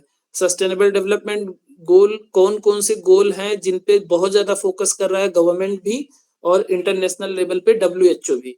तो ये सब चीजें हम लोग इस कॉन्स्टिट्यूशनल राइट, ह्यूमन राइट और सोशल जस्टिस में आपस में कोरिलेशन निकाल के पढ़ेंगे। And then evolution of social work, इससे बहुत ज्यादा क्वेश्चन नहीं आता है, बट इसका अगर आपके अंदर कॉन्सेप्चुअल क्लैरिटी है कि कब से इमरजेंस हुआ, इमरजेंस का रीजन क्या था, तो थोड़ा सा आपको कोरिलेशन निकालने में आसानी होती है। इंडिया में सोशल रिफॉर्म मूवमेंट्स क्या थे, Gandhian philosophy of social work क्या था, और यूके और यूएसए में क्या क्या मेजर इवेंट्स हुए जिसकी वजह से सोशल वर्क में प्रोफेशनलिज्म एनहांस हुआ। यूनिट 2 में methods of social work practice हम लोग डिस्कस करेंगे। दो बेसिकली मेथड होते हैं, प्राइमरी और सेकेंडरी, जिसको बेसिक मेथड प्राइमरी को बोलते हैं और सेकेंडरी को ऑक्सिलरी भी बोलते हैं, जिसमें case work, group work, community जो कि एक प्राइमरी मेथड्स में आते हैं, ऑक्सिलरी यानी सेकेंडरी मेथड्स में social action, social welfare administration और सोशल वर्क रिसर्च आते हैं। तो इसमें हम लोग जो मेथड्स हैं उनका इम्प्लीमेंटेशन किस किस स्कोप में है, लाइक माइक्रो लेवल पे हम किन किन मेथड्स का यूज करते हैं, और मेसो में कौन कौन सा करते हैं, और मैक्रो में कौन कौन सा करते हैं, और माइक्रो, मेसो, मैक्रो में प्रैक्टिस किस पॉपुलेशन पे करते हैं, किस क्लाइंट पे करते हैं, उनका सिग्निफिकेंस क्या है, ये सारा कुछ हम मेथड्स में करेंगे। और मेथड्स में जब हम मेथड्स की बात करेंगे तो उसमें उसकी प्रोसेस को भी हम डिस्कस करेंगे, उसका प्रैक्टिकली हम कहाँ यूज करते हैं, सोशल ग्रुप वर्क क्या है, समूह में काम करने को क्या हम सोशल ग्रुप वर्क बोल सकते हैं, 10 लोग मिलके काम कर रहे हैं तो क्या वो ग्रुप वर्क है, वो चीज हमको पढ़ना जरूरी है। क्योंकि एक जनरल परसेप्शन है कि 4 लोग मिलके काम कर रहे हैं तो ग्रुप वर्क है, ठीक है। कम्युनिटी ऑर्गेनाइजेशन में एक सोशल वर्कर का क्या रोल होता है, और सोशल वर्कर कौन कौन से डोमेन में हेल्थ में काम करता है कम्युनिटी ऑर्गेनाइजेशन के पॉइंट ऑफ व्यू से, इस कॉन्टेक्स्ट में सोशल केस वर्क में क्या रोल हो जाता है। और जब हम एज एमएसएसओ काम कर रहे हैं तो सोशल केस वर्क को हम कहाँ इम्प्लीमेंट करते हैं, ग्रुप वर्क को कहाँ इम्प्लीमेंट करते हैं। आप बहुत सारे लोगों को देखोगे, एक कॉमन परसेप्शन बना है कि ये जो case work, group work, community, ये सब बकवास की चीजें कहीं काम ही नहीं आती। जैसे बहुत सारे लोगों को आप रील में देखोगे, रील बनाते हुए बड़ा अच्छा लगता है उनको कि पाइथागोरस थ्योरम का कोई रोल नहीं है हमारे लाइफ में। तो एक लाइन मैं हमेशा बोलता हूं कि everybody can not be scientist, your approach should be scientific. तो ये जो आपने पढ़ा है एमएसडब्ल्यू में, या जब आप 10th तक पढ़े पाइथागोरस थ्योरम, वो सारी चीजें आपके अंदर एक साइंटिफिक टेम्परामेंट डेवलप करती है। तो वो साइंटिफिक टेम्परामेंट ही होता है कि आप जो है अपने फ्लूइड इंटेलिजेंस का यूज कर पाते हैं, ठीक है। तो ये सारा कुछ आप अनकॉन्शियसली सीखते चले जाते हैं, आपको पता नहीं चलता, बट सीख तो गए, उसका इम्प्लीमेंटेशन कैसे करें ये नहीं आता है हमें। एक सिंपल सा एग्जांपल मैं आप लोगों को बताऊंगा कि अगर किसी नवजात शिशु को, अगर वो उसको बिल्कुल इस चीज से दूर रखा गया, दुनिया से दूर रखा गया उसको, और वो 10 साल का भी हो जाए, उसको एक नारियल दे दो आप, पका हुआ नारियल, क्या करेगा वो उस नारियल का? कुछ यूज कर पाएगा वो?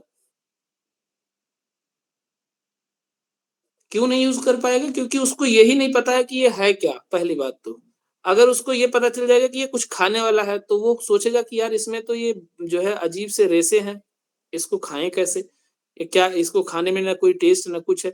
तो जब उसको यही नहीं पता है कि इसको तोड़ेंगे तो इसके अंदर एक खाने वाला पार्ट होगा, फिर उसके अंदर एक पीने वाला पार्ट होगा, पानी जो होगा, और जो खोखला है, जो टाइट वाला मटेरियल है, कबर है, उसका भी हम टोकरी बना सकते हैं, ठीक है। इस तरीके से अगर उसको ज्ञान नहीं होगा तो वो अलग अलग जगहों पे उसका यूज नहीं कर पाएगा। उसको ये नहीं पता होगा कि जो खाने वाला मटेरियल है उससे तेल बना के हम सब्जी के में जो है तड़का लगाने के लिए भी यूज कर सकते हैं। तो उसी तरीके से हमने मेथड्स तो पढ़ लिए सोशल वर्क के, लेकिन हमें यही नहीं पता कि हम इसको इम्प्लीमेंट कहाँ करते हैं और कैसे करते हैं।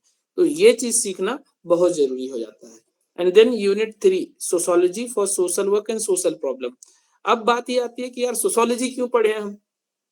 तो देखा जाए तो सोशल वर्क की बेसिक अंडरस्टैंडिंग सोशोलॉजी से आती है, और सोशोलॉजी इसलिए भी जरूरी है क्योंकि जो सोशल वर्क के मेथड्स आप अप्लाई करोगे, या जो सोशल प्रॉब्लम्स हैं, सोशल इश्यूज हैं, वो किस में है? सोसाइटी में है।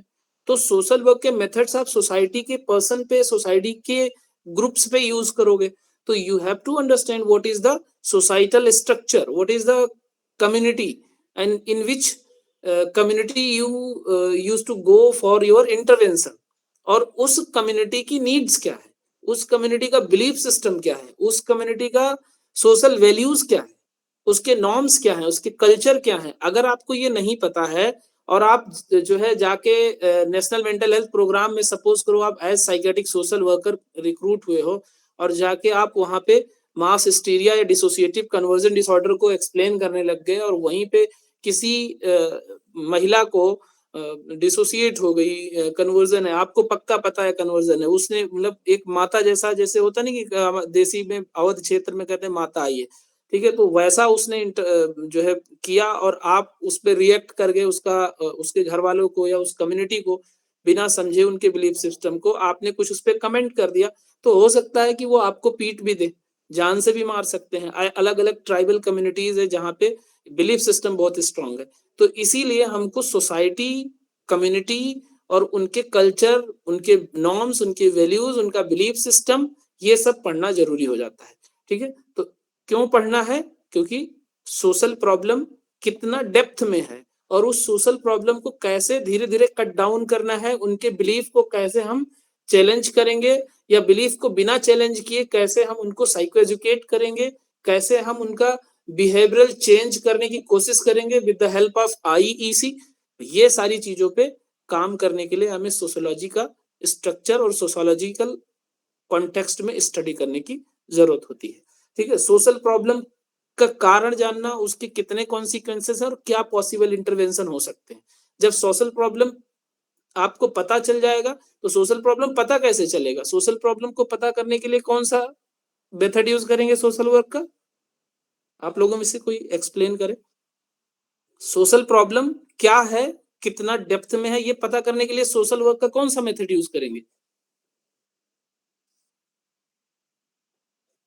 Case work sir. और कोई बताना चाहेगा क्या यूज करेंगे? Social work research. एग्जैक्टली, जो रिसर्च है और स्पेशली सोशल वर्क रिसर्च है, उस सोशल प्रॉब्लम को आइडेंटिफाई करेगा और उसके कॉज जानने की कोशिश करेगा और वो कितना प्रेवलेंट है, कितना उसके कॉन्सिक्वेंसेस हैं और कौन सा इंटरवेंशन हम यूज करें जिससे वो सोशल प्रॉब्लम कट डाउन हो सकता है, इसकी बात करेगा और वो सोशल वर्क रिसर्च मेथड यहाँ काम करेगा। ठीक है, किसी सोसाइटी की प्रॉब्लम क्या है, उसके कारण क्या है, उस प्रॉब्लम का विस्तार कितना है और उस प्रॉब्लम की वजह से कितनी जनता प्रभावित है। ठीक है, तो एक छोटा सा इस पे अगर हम बात कर लें तो ये मेंटल हेल्थ इशू बहुत बड़ा एक इशू था जिसको लेके मतलब कहते थे कि पाप के वजह से, पूर्व जन्मों का पाप है जिसकी वजह से इनके बेटे में फला जो है पागलपन वाले सिम्टम्स हैं। ठीक है, तो उस चीज को कट डाउन करने के लिए हमने बहुत जो है यूज किया, आईसी मटेरियल के थ्रू हमने साइको एजुकेट किया, बट अभी भी वो चीजें हैं। तो ये सोशल वर्क रिसर्च से ही संभव हो पाता है कि प्रॉब्लम क्या है और उसकी कितनी डेप्थ में है problem. And then psychology and human behaviour. अब किसी व्यक्ति के साथ आप काम कर रहे हो तो उसकी करंट मेंटल स्टेटस क्या है, उसका जो बिहेवियर है वो कहाँ से इन्फ्लुएंस हो रहा है, जो बिहेवियर है वो एडाप्टिव बिहेवियर है या माल एडाप्टिव बिहेवियर है, जो बिहेवियर है वो उसके एनवायरनमेंट से कितना प्रभावित हो रहा है, वो सारी चीजों को पढ़ने के लिए एक व्यक्ति को उस व्यक्ति के व्यवहार को, उस व्यक्ति के सोच को समझना बहुत जरूरी हो जाता है। ठीक है, तो इसीलिए साइकोलॉजी और साइकोलॉजी के जो डोमेन्स है, लाइक उसका माइंड, उसका बिहेवियर, उसके कॉग्निशन, उसके सोशल कॉग्निशन का क्या रोल होता है उसके पूरे परसेप्शन बनने में। ठीक है, वो सारी चीजों का स्टडी करना इंपॉर्टेंट हो जाता है। Then human development from conception to कह सकते हो womb to tomb. Womb to tomb मतलब समझिए क्या, गर्भ से कब्र तक। ठीक है, पूरे लाइफ इंसान कुछ ना कुछ जो है अपने अंदर विकास और कह सकते हो चेंजेस देखता है। ठीक है, तो जब बच्चा गर्भ में आ जाता है वहीं से डेवलपमेंटल फेज स्टार्ट हो जाता है फ्रॉम कंसेप्शन। ठीक है, तो वहां से लेके कैसे साइकोसेक्सुअल डेवलपमेंट में हम अलग अलग स्टेजेस में जो है फिक्सेशन देखते हैं। फिक्सेशन मतलब कि अगर कोई स्टेज में प्रॉब्लम उसको आई, कोई स्टेज में उसकी जो नीड्स है उसके प्लेजर है फुलफिल नहीं हुए, तो उसको पैन लाइफ कैसे अफेक्ट करते हैं और उन प्रॉब्लम की वजह से उसकी ओवरऑल पर्सनालिटी कैसे अफेक्ट होती है वो समझना बहुत जरूरी है, जिसके लिए हम डेवलपमेंटल थियरीज पढ़ते हैं। फ्राइड का साइकोसेक्सुअल डेवलपमेंट, एरिक्सन का साइको सोशल डेवलपमेंट, पियाजे का कॉग्निटिव डेवलपमेंट, इस तरीके से मल्टीपल और थियरीज हैं जिनको हमें पढ़ने की जरूरत होती है। लेकिन ये तीन थियरी जो है ना, इन तीनों की थियरी बहुत ही इंपॉर्टेंट हो जाती है। एक कह सकते हो कि अगर फ्राइड को हटा दिया जाए तो शायद साइकेट्री का काफी कुछ हट जाएगा, खत्म हो जाएगा। पर्सनालिटी थियरीज में कैसी पर्सनालिटी है, एंटी सोशल है, सोशल पर्सनालिटी है, इंट्रोवर्ट है, एक्सट्रोवर्ट है और क्लस्टर बी है, कंडक्ट डिसऑर्डर है, क्या है, तो ये सारा कुछ पर्सनालिटी थ्योरीज में आ जाएगा। Mental hygiene and preventive psychology, stress, coping, motivation, learning, intelligence, influence of heredity, environment on health and illness behaviour. तो ये सब हम साइकोलॉजी और ह्यूमन बिहेवियर वाले यूनिट में कवर करेंगे। And then mental health and psychiatric social work. Mental health, कितने type के मेंटल इलनेस है, उनका डिटर्मिनेंट्स क्या है, साइकोसोशल मॉडल और बायोसाइकोसोशल मॉडल क्या होता है, मेंटल हेल्थ के कॉन्टेक्स्ट में उसका क्या यूज है, classification as per the ICD यानी इंटरनेशनल क्लासिफिकेशन ऑफ डिजीज जिसका 11th वर्जन आ चुका है, डीएसएम यानी डायग्नोस्टिक स्टैटिस्टिकल मैनुअल जो 5th वर्जन अभी करंट में चल रहा है। ये दोनों मेंटल और अलग प्रकार की जितनी भी इलनेस है उनका जो है क्लासिफिकेशन करती है। और उसके बाद में मेजर डिसऑर्डर जो है जैसे डिप्रेशन है, एंजाइटी है, स्किज़ोफ्रेनिया है, सब्सटेंस यूज डिसऑर्डर है, childhood and neuro developmental disorder है। ये क्या होते हैं, इनके सिम्टम्स क्या होते हैं, इनका साइकोसोशल मैनेजमेंट क्या है, इनका फार्माकोलॉजिकल मैनेजमेंट क्या है, नॉन फार्माकोलॉजिकल मैनेजमेंट में एमएसएसओ का क्या रोल होता है या पीएसडब्ल्यू का क्या रोल होता है, ये सारी चीजों को हम इस सेक्शन में पढ़ेंगे। And then mental status examination and psychosocial assessment, जो कि एक पीएसडब्ल्यू होने के नाते आपको करना पड़ता है। And treatment, rehabilitation, after care और कम्युनिटी मेंटल हेल्थ। सबसे इंपॉर्टेंट चीज होता है कम्युनिटी मेंटल हेल्थ, क्योंकि सबसे ज्यादा काम जो है पीएसडब्ल्यू का या एमएसएसओ का कम्युनिटी मेंटल हेल्थ में होता है। And then what is mental health care act. Mental health care act 2017 में क्या मेजर चेंजेस हुए, उसमें फैमिली जो है role of family and social worker, जो भी इंडिविजुअल है उसकी बीमारी में फैमिली का क्या रोल होता है, बीमारी को ठीक करने में क्या रोल होता है, और सोशल वर्कर का भी जो पर्सन विद मेंटल इलनेस है उसको ट्रीट करने में क्या रोल होता है, क्या क्या इंटरवेंशन कर सकता है एक social worker. And then unit 6 में काउंसलिंग और साइकोथेरेपेटिक इंटरवेंशन। काउंसलिंग क्या होता है, उसकी स्कोप क्या है, गोल क्या है, और काउंसलिंग और गाइडेंस और साइकोथेरेपी में बेसिक डिफरेंस क्या है। काउंसलिंग के process like rapport building session, assessment, goal setting, intervention, termination, इनका क्या प्रोसेस, इन प्रोसेस में क्या क्या प्रिंसिपल्स को हमें फॉलो करना पड़ता है। Approaches like psychoanalytic approach, humanistic approach, cognitive behaviour therapy and REBT. Counselling अलग अलग जो है प्रॉब्लम में अलग अलग टाइप की काउंसलिंग होती है। लाइक क्राइसिस में कैसी काउंसलिंग होगी, जैसे ब्रीबमेंट काउंसलिंग हो गई, ट्रॉमा में कैसी काउंसलिंग होती है, फैमिली काउंसलिंग क्या है, स्कूल में जो बच्चों की इश्यूज होते हैं उसको लेके हम किस तरीके से इंटरवीन करते हैं, और मेडिकल एंड साइकेट्रिक सेटिंग में अलग अलग इश्यूज को लेके हम क्या क्या काउंसलिंग के स्टेप्स लेते हैं, क्या क्या हमें करना है और क्या नहीं करना है, ये बहुत इंपॉर्टेंट हो जाता है। एथिकल वैल्यूज क्या है, कॉन्फिडेंशियलिटी क्या होती है, इन्फॉर्म्ड कंसेंट क्या होता है, रिटन इन्फॉर्म्ड कंसेंट क्या होता है, ये सारा कुछ हम यूनिट 6 में पढ़ेंगे। यूनिट 7 में है medical social work, health rights and hospital practices. यानी मेडिकल सोशल वर्क एक डोमेन जो है, इसका सिग्निफिकेंस क्या है, क्यों सोशल वर्कर को हॉस्पिटल में रखा गया, concept and evolution of medical social work. Health has human right and constitutional obligations, यानी राइट टू लाइफ। कौन सा आर्टिकल कहता है राइट टू लाइफ? 21 आर्टिकल 21। हमारे पास कुछ राइट्स हैं, और राइट्स कॉन्स्टिट्यूशन के किस सेक्शन में है, किस भाग में है? भाग 3, भाग 3 में है ना। Yes sir. फ्रॉम 14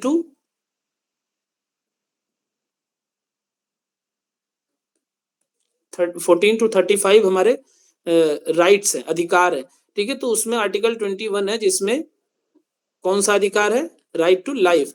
तो क्या जीवन बिना अच्छे स्वास्थ्य के बिताया जा सकता है, जिसको हम बोलते हैं क्वालिटी ऑफ लाइफ। और क्वालिटी ऑफ लाइफ में एक आता है डेली। डेली का फुल फॉर्म क्या होता है? डिसेबिलिटी एडजस्टेड लाइफ ईयर, यानी कि किसी बीमारी के साथ कितने वर्ष आपने बिताए, ठीक है। तो डिसेबिलिटी एडजस्टेड लाइफ ईयर्स को कट डाउन करने के लिए राइट टू हेल्थ की बात कही गई, ठीक है, कि किसी भी व्यक्ति का स्वस्थ रहना और उसके लिए इलाज पाना उसका मौलिक अधिकार है। और राइट टू हेल्थ कहाँ पे लागू किया गया, किस स्टेट में?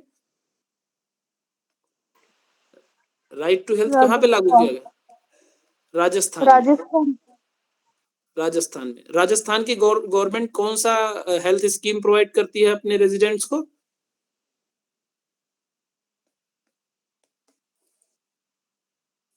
कौन सी योजना है? आवाज आ रही है मेरी आप लोगों को? Yes sir. माँ योजना, मुख्यमंत्री आयुष्मान आरोग्य योजना, ठीक है। तो इसमें 25 लाख रुपए इलाज के लिए देती है, और ये अब नया अभी इम्प्लीमेंट हुआ है 15 दिसंबर से। आउटबाउंड पोर्टेबिलिटी, मतलब कि इनकी ये जो माँ स्कीम है, जितने भी जगहों पे प्रधानमंत्री जन आरोग्य योजना के तहत जहां भी जो है आयुष्मान कार्ड चलता है, उन सब जगहों पे माँ वाला कार्ड भी चलेगा, उसमें कुछ भी अपडेट कराने की जरूरत नहीं है। और ये राइट टू लाइफ के under right to health implement किया गया और राइट टू हेल्थ के अंडर ये सारी चीजें इंप्लीमेंट की गई। तो क्या आप कोरिलेट कर पा रहे हो चीजों को?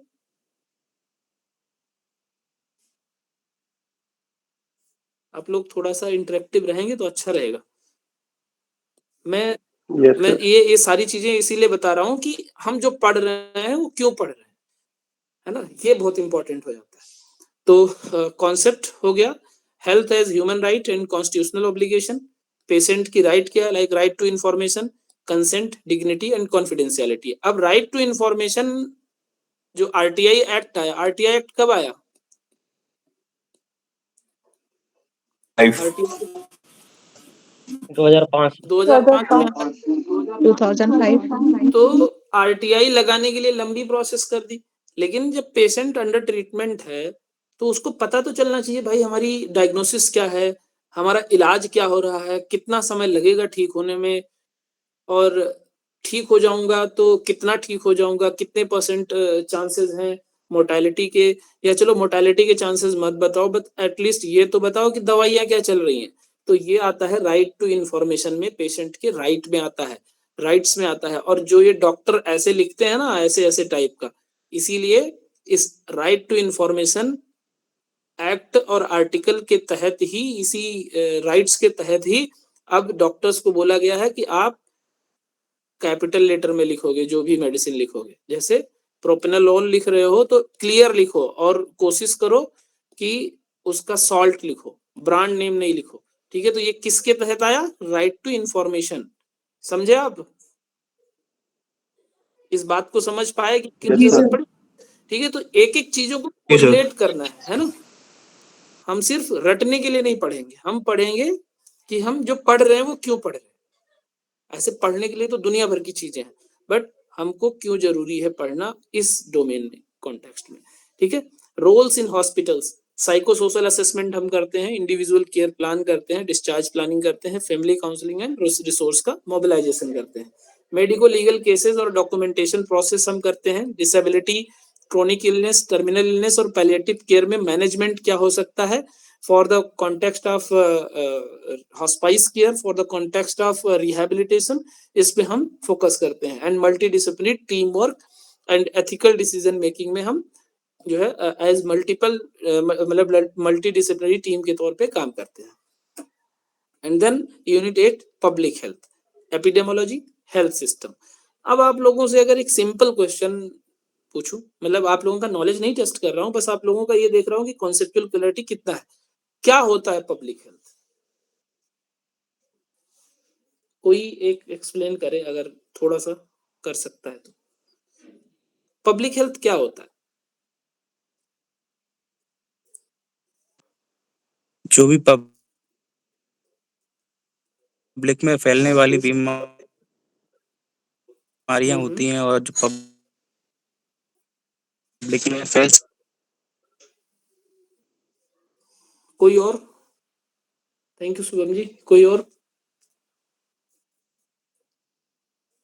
तो पब्लिक हेल्थ मींस कि ऐसी समस्या, स्वास्थ्य समस्या जो मास लेवल पे अफेक्ट करती हो, और अगर उसको टाइम रहते कंट्रोल नहीं करेंगे तो लार्जर लेवल पे, वो पैंडेमिक लेवल पे जो है हो सकती है प्रॉब्लम। जैसे कि कोविड हुई, ठीक है, पल्स पोलियो हुई, टीबी है, ये सब क्या है? पब्लिक हेल्थ के कंसर्न है, पब्लिक हेल्थ की इश्यूज है, ठीक है। तो पब्लिक हेल्थ मतलब जो जन सामान्य की समस्या है और बहुत तेजी से वो फैल सकती है और बहुत बड़े पॉपुलेशन को अफेक्ट कर सकती है, ठीक है। तो concept of health, disease, illness according to the WHO framework, उसके डिटर्मिनेंट्स क्या है, इंडिकेटर्स क्या है हेल्थ के, लेवल कितने हैं प्रिवेंशन के, प्राइमरी, सेकेंडरी और टर्सरी। प्राइमरी मतलब कि कोई बीमारी होने से रोकना, उसको हम क्या बोलते हैं? Primary prevention. जैसे वैक्सीन जो एडमिनिस्टर करते हैं वो क्या है? ये प्राइमरी प्रिवेंशन है। सेकेंडरी प्रिवेंशन मतलब कि आपको बीमारी का पता चल गया तो जो ट्रीटमेंट है वो क्या है? सेकेंडरी है। और टर्सरी क्या है? Follow rehabilitation. Yes exactly, rehabilitation. ठीक है, तो रिहैबिलिटेशन यानी कि उसको फुल पोटेंशियल के साथ पेशेंट को, क्लाइंट को कैसे वापस रिस्टोर किया जाए उसके कम्युनिटी में, और उसका जो स्ट्रेंथ है उसको कैसे यूज किया जाए उसके वापस से रिहैबिलिटेशन में, उसके वापस से पुरानी लाइफ में फुल पोटेंशियल को अचीव करने में। And then epidemiology. Epidemiology means जब हम पढ़ेंगे इसको कि क्या होता है एपिडेमिक, क्या होता है पैंडेमिक, क्या होता है एंडेमिक, तब मैं बताऊंगा आप लोगों को कि क्या मतलब हुआ। एपी मतलब क्या होता है, जैसे आप लोग कहते हो ना कि जब भूकंप आती है तो सुनते हो कि इसका एपी सेंटर फला जगह था। एपी मतलब केंद्र होता है। ठीक है, तो किसी भी बीमारी का केंद्र बिंदु क्या है, उस बीमारी का फैलाव कितना है, उस बीमारी का कारण क्या है, और उस बीमारी का इलाज क्या हो सकता है, ये सारा कुछ स्टडी जो होता है वो क्या होता है, एपिडेमोलॉजी। तो epidemiology is kind of research. ठीक है, तो उसका एजेंट क्या है, उसका होस्ट क्या है, एनवायरमेंट क्या है। ठीक है, इन तीनों में इंटर कोरिलेशन क्या है। तो आप लोगों ने देखा होगा कोविड में खूब कह रहे थे कि हम जो है ट्रैक कर रहे हैं कि उसका ओरिजिन क्या था, जो भी जो है ये कहीं से कोई फॉरेन से आ रहा था तो पहले उसको ट्रैक करते थे, तो वो एजेंट है या होस्ट है। ठीक है, और वो एनवायरमेंट को कैसे अफेक्ट करेगा, तो वो सब एपिडेमोलॉजी में स्टडी करते हैं। इंसिडेंस, प्रेवलेंस यानी फैलाव, एंडेमिक, एपिडेमिक, पैंडेमिक, ये सब पढ़ेंगे। And family welfare and reproductive health, MCH, RCH और adolescent health, national health mission and public health programmes, role of social worker in health promotion and disease prevention. तो जो role है इसमें public health में social worker का बहुत बड़ा, बहुत मास लेवल पे रोल है। बट अनफॉर्चुनेटली अभी भी हम बहुत पीछे हैं, क्योंकि हम पढ़ना और लिखना थोड़ा सा कम करते हैं। ठीक है, हम बस पहले से ही ये चीज ऑक्युपाइड रहते हैं कि नौकरी मिल जाए, उसके बाद हमको कैसे सैलरी मिले और उस पर फोकस रहे। और प्रोग्राम्स जो भी नए नए आते हैं उनको ना हम पढ़ते हैं ठीक से और ना उनको इम्प्लीमेंट करते हैं। Maximum psychiatric social worker, maximum counsellor और सोशल वर्कर को मैं देखता हूँ कि वो सिर्फ फोटो खिंचवा के अपलोड कर देते हैं कम्युनिटी में जाके, ना इलनेस के बारे में डेप्थ स्टडी करते हैं और ना आगे जाके उसको एक्सप्लेन करते हैं। तो इस वजह से अब आप देख रहे हो कि CFM, community and family medicine का रोल बढ़ता चला जा रहा है, और साइकोलॉजी के डोमेन को हमारे में घुसा रहे हैं। क्योंकि अभी आप लोगों ने देखा होगा ट्रांसप्लांट कोऑर्डिनेटर की एक पोस्ट आई थी, आप लोगों में से किसी ने अप्लाई किया था? आप लोगों में से किसी ने अप्लाई किया था ट्रांसप्लांट कोऑर्डिनेटर के लिए? Yes sir. जी सर। तो ट्रांसप्लांट कोऑर्डिनेटर की जो पोस्ट आई थी, पहले इसमें सिर्फ MSW मांगते थे। इस बार किसको किसको इसमें एंट्री दे दिया? नर्सिंग ऑफिसर्स को, यानी जिसने BSc नर्सिंग में किया हो, और शायद मेडिकल डोमेन को भी इन्होंने रखा हुआ था। तो रीजन ये है क्योंकि ट्रांसप्लांट कोऑर्डिनेटर का काम है जनरल जो फिजियोलॉजी है वो अंडरस्टैंड करना, कौन कौन से ऑर्गन किसे किसे जो है डोनेट कर सकते हैं, कौन डोनेट कर सकता है, कौन नहीं डोनेट कर सकता है। यानी मेडिकल डोमेन में थोड़ी ज्यादा अंडरस्टैंडिंग होनी चाहिए, और लाइजनिंग तो आपको करना ही पड़ेगा मल्टीपल लोगों से। नोटो क्या है, सोटो क्या है, थोटा क्या है, ये सारा कुछ पढ़ना पड़ेगा। और यही चीज जब जो नहीं पढ़ता है तो फिर वहां पे लैग करती है। अब रिक्रूटमेंट तो हो गई, वहां पे हॉस्पिटल की मजबूरी हो जाती है कि अब जिनको रिक्रूट कर लिया उनको तो सैलरी देनी पड़ेगी, बट इम्पैक्टफुल काम नहीं कर पाते। तो इसीलिए रिक्रूटमेंट सेल में ये कंप्लेन हुई और रिक्रूटमेंट सेल ने अब की बार RR ही चेंज कर दिया, रिक्रूटमेंट रूल ही चेंज कर दिया।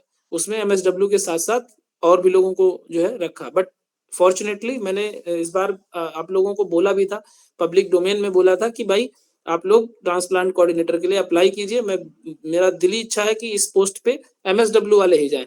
और फॉर्चुनेटली इस बार क्वेश्चन जो आए थे उसमें सोशल वर्क डोमेन से ज्यादा थे, तो सोशल वर्क वाले लीड कर रहे थे। और इसमें से जो हमारे first batch, second batch, third batch, fourth batch के थे, उनमें से कई लोगों ने अप्लाई किया था और पेपर भी अच्छा गया। तो हमें अपने नॉलेज को रिफाइन करना पड़ेगा, रेक्टिफाई करना पड़ेगा, और नई नई जो भी मेडिकल की स्कीम्स आ रही हैं, पॉलिसीज आ रही हैं, उनको भी पढ़ना पड़ेगा, और साथ साथ हेल्थ इश्यूज को भी पढ़ना पड़ेगा।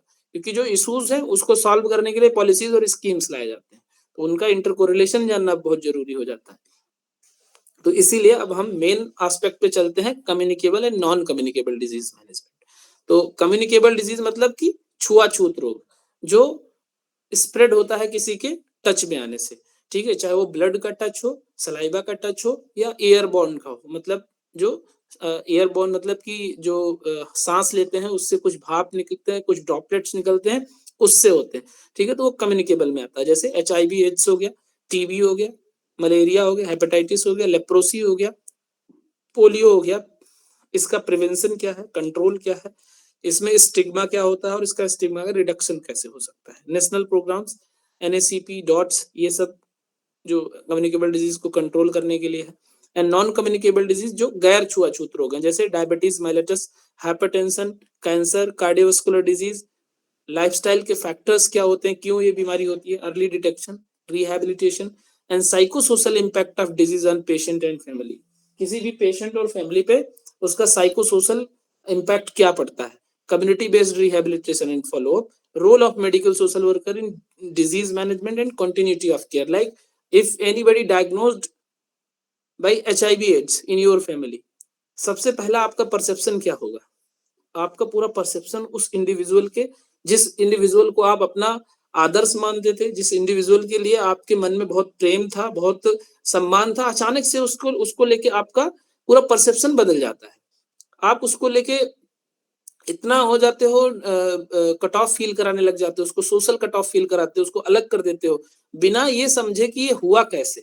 और HIV सिर्फ अनसेफ सेक्सुअल इंटीमेसी से थोड़ी होता है, हो सकता है नाई की दुकान से उसके किसी को ब्लड लगा हो उससे हो जाए, या गलत खून चढ़ जाने से हो जाता है, गलत इंजेक्शन से हो जाता है, यानी इंजेक्शन जो किसी ने शेयर किया हो, तो बहुत सारे रीजन हो सकते हैं।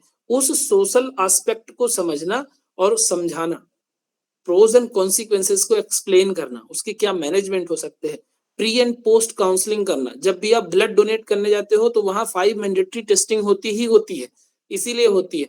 प्री एंड पोस्ट काउंसलिंग वहां पे करना बहुत जरूरी हो जाता है, और वो एक सोशल वर्कर बहुत बेहतर कर सकता है, बट उसको पता होना चाहिए। सेम चीज टीबी को लेके है। तो ये कुछ ऐसी जो सेक्सुअल ट्रांसमिटेड डिजीज है जिसको हम एसटीडीज बोलते हैं, एसटीडीज हो गए या जितने भी कम्युनिकेबल डिजीज है, उनसे लोग एकदम से हटने लग जाते हैं, उनको जो है कलंकित महसूस कराने लग जाते हैं। तो इसी को कम करना हमारा सबसे बड़ा रोल होता है। तो ये हम यहाँ पे बहुत डिटेल में पढ़ेंगे, communicable and non communicable disease and their managements, what is possible non pharmacological management as well as their pharmacological management, and what is the role of medical social worker या जो भी उस साइकेट्रिक सोशल वर्कर या जिस भी post पे आप हो, काउंसलर। एंड देन यूनिट 10 में social legislation, welfare policies and schemes. अब इसकी जरूरत क्यों पड़ती है, हम कोई एडवोकेट तो है नहीं, तो हमारा रोल तो है ना, रोल ऑफ एडिक्वेसी तो हमने पढ़ा ही होगा। एक MSSO का रोल क्या होता है, रोल ऑफ यानी सोशल वर्कर का रोल क्या होता है, रोल ऑफ एडवोकेसी, किसी व्यक्ति की वकालत करना, किसी व्यक्ति यानी जो आपका क्लाइंट है, ठीक है। तो वकालत कैसे करोगे, जब आपको उसकी लीगल एस्पेक्ट में उसके राइट्स पता होंगे, उसकी समस्या पता होगी, तो उससे संबंधित आप उसको समाधान देने के लिए प्रयास करोगे, ठीक है। तो सोशल लेजिस्लेशन की जरूरत क्यों पड़ती है, आपने रिसर्च किया, रिसर्च से आपको एक प्रॉब्लम मिली, प्रॉब्लम से आपको अब ये समझ में नहीं आ रहा यार इसके प्रॉब्लम को हम सॉल्यूशन कैसे दें, ठीक है। तो उस सॉल्यूशन के लिए गवर्नमेंट ने क्या स्टार्ट किया, स्कीम्स, पॉलिसीज, कि अच्छा ठीक है, अगर इसका एड्स डायग्नोस हो गया तो अब इसके लिए मैनेजमेंट क्या होगा, इसकी जो ART होगी वो कहाँ पे होगी, फ्री होगी या पैसा लगेगा, या टीबी डायग्नोस हो गया तो इसको कौन कौन से जो है ड्रग्स देने हैं, कितना पैसा लगेगा, इसकी क्या क्या जांच होगी, तो ये सब लगभग फ्री होगा। इवन टीबी के लिए निक्षय मित्र बनाते हैं, और निक्षय मित्र जो है इनको सपोर्ट करते हैं मोरली, इमोशनली, सोशली, और काउंसलिंग भी करते हैं, और गवर्नमेंट इनको न्यूट्रिशनल सपोर्ट के लिए 1000 रुपए महीने पैसा भी देती है, ठीक है। तो ये सब क्या है, सोशल लेजिस्लेशन है, वेलफेयर पॉलिसीज है, स्कीम्स है, जो किसी सोशल प्रॉब्लम को कट डाउन करने के लिए गवर्नमेंट टाइम टू टाइम लाता है। Social policy, social justice, welfare state, social security.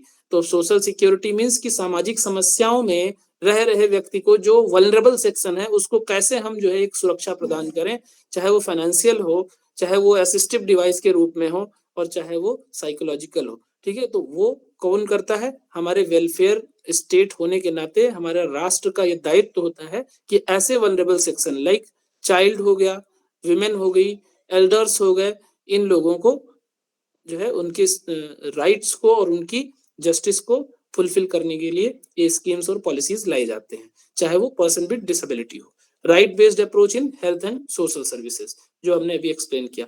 की लेजिस्लेशन जो है MHCA, RPWD, MTP, PCPNDT, POCSO, JJ, NDPS, Domestic Violence Act, ESI and Employees Compensation Act, Biomedical Waste Rules, NHM, Ayushman Bharat Scheme, ICDS, JSY, RKSK, NMHP, DMHP, ये सब क्यों जरूरी है, क्यों पढ़ना है, इसके बारे में हम लोग डिटेल में पढ़ेंगे। तो ये कुछ रहा हमारा सिलेबस, और जो चीजें इसमें आप 10 यूनिट्स में देख रहे हो, इसमें बहुत सारी चीजें हैं जो मैंने इसमें नहीं भी लिखा है, वो हमारे सिलेबस के बियॉन्ड भी इसमें, मतलब जो इसमें नहीं है उसके बियॉन्ड भी बहुत सारी चीजें आपको देखने को मिल सकती है।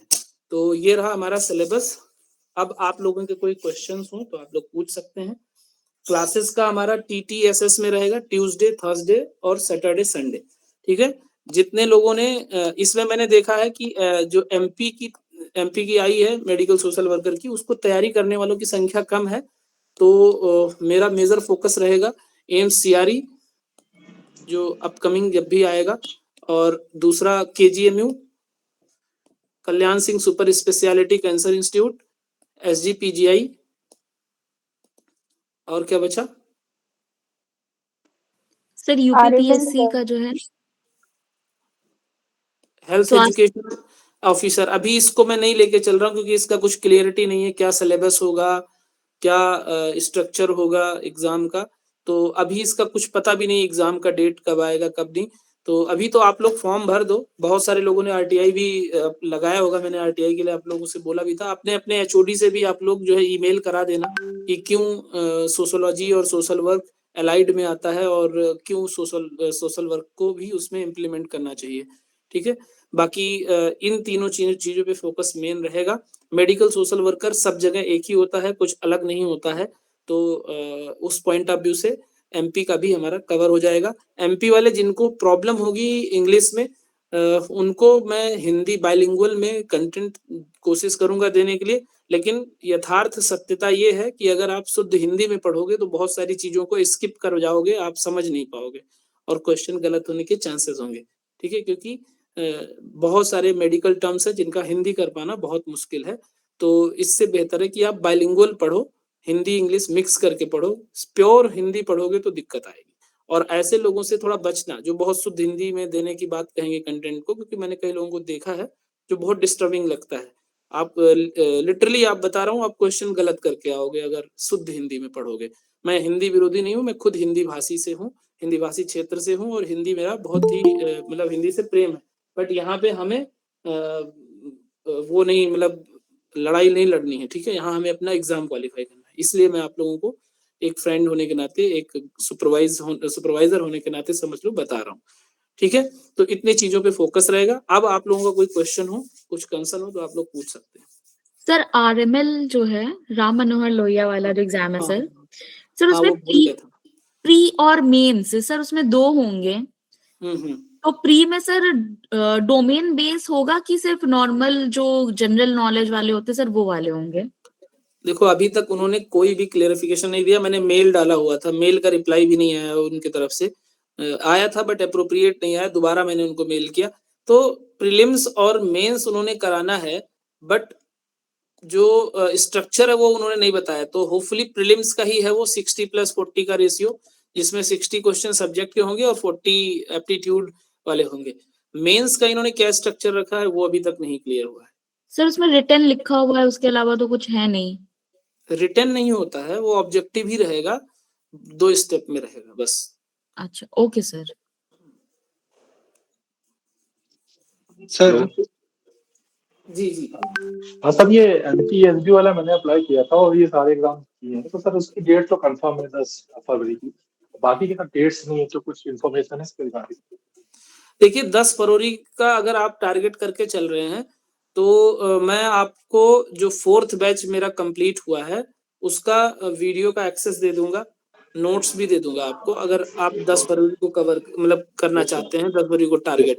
ठीक है। बाकी ओवरऑल बाकी और एग्जाम्स की प्रिपरेशन के लिए मेरा जो ये क्लास रहेगा वो यही रहेगा, ट्यूसडे, थर्सडे और सैटरडे संडे 7 बजे से 8:30 बजे। तो वो आप रूटीन में क्लास अटेंड करते रहना और बाकी जो पुराना नोट्स है उससे कंप्लीट कर लेना फ्री टाइम में। एमपी वाली जो सर पेपर का लैंग्वेज रहेगा वो पूरा हिंदी रहेगा? नहीं, मुश्किल है। अब सीपीआर को हिंदी में कैसे लिखोगे? मेरे हिसाब से बहुत मुश्किल है। क्योंकि उसका पूरा नोटिफिकेशन तो पूरा हिंदी में ही है सर। एमपी का ना? जी सर। तो एमपी का मैं बोल तो रहा हूँ कि बाइलिंगुअल रहेगा, हिंदी इंग्लिश दोनों रहेगा, बट हिंदी में भी इंग्लिश मिक्स रहेगा, समझ लो हिंग्लिश रहेगा वो जो आजकल चल रहा है। ठीक है, तो मुश्किल है। जैसे जहां एड्स की बात आएगी वहां एड्स ही लिखा पाओगे आप हिंदी में ही, या जहां सीपीआर की बात आएगी वहां सीपीआर ही लिखा रहेगा। ब्लड प्रेशर को हो सकता है रक्तचाप लिख दे, but most probably blood pressure ही रहेगा। जैसे सिस्टोलिक और डायस्टोलिक को क्या लिखेंगे हिंदी में? मुश्किल है ना लिखना, सिस्टोलिक क्या होता है, डायस्टोलिक क्या होता है। तो वो इंग्लिश ही काफी कुछ रहेगा। पॉलिसीज वगैरह को थोड़ा बहुत हिंदी कर सकते हैं, और जो जनरल क्वेश्चन होते हैं सोशल वर्क के वो थोड़े हिंदी में हो सकते हैं। बट मैं एक्सप्लेन हिंदी इंग्लिश दोनों में करता हूँ। जिनको बाइलिंगुअल चाहिए, मैंने सेकंड बैच में बाइलिंगुअल कंटेंट बनाया था, तो कोशिश करूंगा वो अगर हो जाएगा तो वही दे दूंगा, नहीं तो कुछ एक्स्ट्रा मुझे मेहनत करना पड़ेगा। बट आप लोगों से रिक्वेस्ट है, बाइलिंगुअल पढ़ो, इंग्लिश में ज्यादा फोकस करो अगर एमएसएसओ बनना है। इस फील्ड में काम करने के लिए आपको इंग्लिश का आना बहुत जरूरी है, अदरवाइज सिलेक्शन हो जाने के बाद भी बहुत प्रॉब्लम होती है। सर कोई फॉर्म राजस्थान का भी आया हुआ है क्या? प्रोटेक्शन ऑफिसर का था सर, फिल करें? बिल्कुल करना चाहिए। एग्जाम जितनी बार एग्जाम देते हो आपको कुछ नया एक्सपीरियंस मिलता है, ठीक है, तो मेरे हिसाब से तो करना चाहिए अगर वहां समय पे है। वो लोग अपना पर्सनल बहुत दे देते हैं सर, जैसे राजस्थान के बारे में वो बहुत लंबा एक पेपर देंगे। हाँ हाँ, तो राजस्थानी स्पेशल तो देते ही हैं वो सारा सिलेबस तो है उसमें, देख लो आप, मैंने शेयर भी किया था। विनीता मैम कुछ क्वेश्चन है क्या? आपका हैंड रेज किया। हाँ सर। आपने शायद दो सिस्टम में ऑन किया हुआ, तो एक माइक ऑफ कर लीजिए। हाँ हाँ बोलिए। Hello sir. जी जी मैम बोलिए बोलिए। सर एक्चुअली मेरा मीडियम जो है वो हिंदी ही है, तो बाइलिंगुअल ही मुझे चाहिए ये। और दूसरा ये सर कि जो अभी आपने सिलेबस दिया है, डिस्कशन किया है, उसका पीडीएफ मिल जाएगा? हाँ हाँ, पीडीएफ में अभी शेयर कर दूंगा। जी सर। बाकी वो जो अभी आप बता रहे थे ना कि वो जो क्वेश्चन पेपर आते हैं एमपी के, वो हिंदी इंग्लिश दोनों में ही आते हैं, मतलब उसमें जो मेन टर्म्स होती है वो हिंदी इंग्लिश दोनों में ही रहती है, तो उसका कोई इशू नहीं रहेगा मेरे साथ। बाकी ठीक है सर। ठीक है ठीक है। सर मैं ये पूछ रही थी आपसे कि जो एमपी वाला है, क्या आपके पास कोई प्रीवियस ईयर क्वेश्चन पेपर या कुछ है? क्योंकि मतलब हम में से कई लोग हैं जो शायद फर्स्ट टाइम उसके लिए अपीयर कर रहे हैं। नहीं, एमपी ने कभी प्रीवियस ईयर दिया नहीं, मुझे ऐसे तो नहीं लगता है। एमपी का पहली बार हो रहा है ये मेडिकल सोशल वर्कर का पेपर। नहीं सर, लास्ट अभी मंथ में हुआ था एक पेपर, उसमें एमएसडब्ल्यू को चाहिए था, मतलब सोशल वर्कर का था उसमें पेपर, अभी लास्ट मंथ ही हुआ है वो। अगर आपके पास होगा तो आप मुझे भेजना, तो मैं उसको डिटेल में डिस्कस कर दूंगा ना। सर हाँ सर, वो है, वो उसमें उसके इसमें भी डला हुआ है सर साइट पे भी, तो मैं डाउनलोड करके सेंड कर दूंगी आपको। ओके ओके ठीक, थैंक यू। और सर एक और चीज पूछनी है, जो हमारी क्लासेस होंगी इस बैच की, क्या उसकी वीडियो भी, रिकॉर्डेड वीडियो भी प्रोवाइड हो सकती है क्या? बिल्कुल बिल्कुल मिलेगा, वो जो भी होगा रिकॉर्डेड आपको यूट्यूब का लिंक किसी ग्रुप में आ जाएगा। यूट्यूब मतलब वो पब्लिक नहीं होगा, प्राइवेट ही होगा। Okay sir, thank you so much. Hello, good evening sir. Good evening. Sir मैं थर्ड बैच से हूँ, ब्रजमोहन सर। हाँ हाँ ब्रिजमोहन जी बोलिए। हाँ, मैं ये कह रहा हूँ जैसे अभी जो बैच है तो ये इस बैच की सर वीडियो सर मतलब हमें भी मिल जाए, मतलब वीडियो नहीं सर, सब मिलेगा पीडीएफ। भैया, सब मिलेगा, पीडीएफ टेंशन मत पीडीएफ लो। सर। थर्ड बैच और फोर्थ बैच को सारा एक्सेस रहेगा, वीडियो पीडीएफ सबका। और फर्स्ट और सेकंड बैच के जितने भी स्टूडेंट्स हैं उनको मैंने एक्सेस दिया है, बट कुछ कंडीशनल एक्सेस है, तो वो उनको मैंने बता दिया है, बट बाकी 3rd और 4th बैच को पूरा एक्सेस है। Thank you.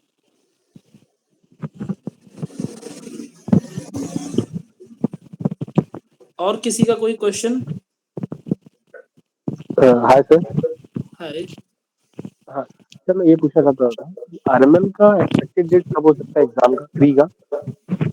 अभी तो कुछ उन्होंने दिया नहीं है। मुझे लगता है कि अभी फॉर्म भरने के लिए ही वो एक्सटेंड करेंगे 10-15 दिन होपफुली। तो वैसे अभी तक उन्होंने फास्ट ही कराया है एग्जाम वगैरह, तो होपफुली मान के चलिए फरवरी मार्च तक तो करा लेंगे। बट मेरे पास कोई इसका लॉजिक नहीं है प्रकाश जी। मैं मतलब बहुत स्ट्रांग कोई मेरे पास रेशनल नहीं है जिसके भी आप पे कह रहा हूँ, और मैं इस चीजों से बचता हूँ थोड़ा तुक्का लगाने में। हाँ नहीं जो नहीं प्रीवियस ट्रैक रहा है वो यही रहा है। नहीं, इंडिया के एग्जाम तो एक्सपेक्टेड डेट पे ही चलते हैं। कोई थोड़ी सब टेंटेटिव ही होता है, कब पता नहीं कब आगे बढ़ा दे। हाँ वही चीज। Thank you. ओके, और किसी का कोई क्वेश्चन? सिलेबस आप लोगों को लगा कि हाँ ये इसको पढ़ लेने से क्वेश्चन सॉल्व हो जाएंगे कुछ, या कुछ और ऐड करने की जरूरत महसूस हो रही है आप लोगों को? सर जो एमपी के एग्जाम है, हेलो। हाँ हाँ शुभम जी बोलिए।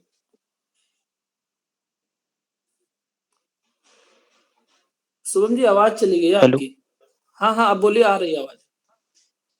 सर मैं ये बोल रहा था कि जो एमपी का एग्जाम है उसमें सर 2 पार्ट्स हैं, पार्ट ए और पार्ट बी। सर जो एमपी का एग्जाम है उसमें 2 पार्ट हैं, पार्ट ए और पार्ट बी। तो पार्ट ए में सारा कुछ है, मतलब रीजनिंग, मैथ, तो वो ये सब कहाँ से, मतलब बाहर से करना पड़ेगा? हाँ अब जो उस पर्टिकुलर टॉपिक को जो कोई यूट्यूबर अच्छा से कवर करता है बिना बकवास किए हुए, लाइव क्लासेस जो होते हैं जो बोलते नहीं कि एक क्वेश्चन आ गया अब इसका 4 लोग आंसर बताओ, फास्ट बताओ, लाइक करो, कमेंट करो, उनको अवॉइड करना। जो बिल्कुल पिन पॉइंट चीजों को पढ़ाते हैं उनको कोशिश करना 2 टाइम स्पीड में, जैसे भी आपको समझ में है, या 1.5 स्पीड में उसको पढ़ना और अपना नोट्स बनाना। बहुत अच्छे एजुकेटर्स हैं जो कम टाइम में बहुत कुछ पढ़ाते हैं, मतलब उस टॉपिक वाइज आप डाल के पढ़ लेना।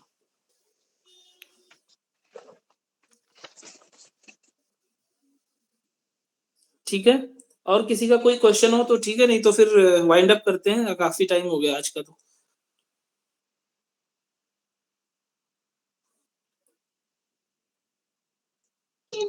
No sir, thank you. Okay welcome. आप लोगों को मिल गया नोट? वो सिलेबस भेज दिया मैंने ग्रुप में। Thank you so much sir. Welcome. Thank you so much sir. Welcome. ठीक है फिर मिलते हैं नेक्स्ट क्लास में। जी sir, thank you. Good night. Good night. Thank you sir.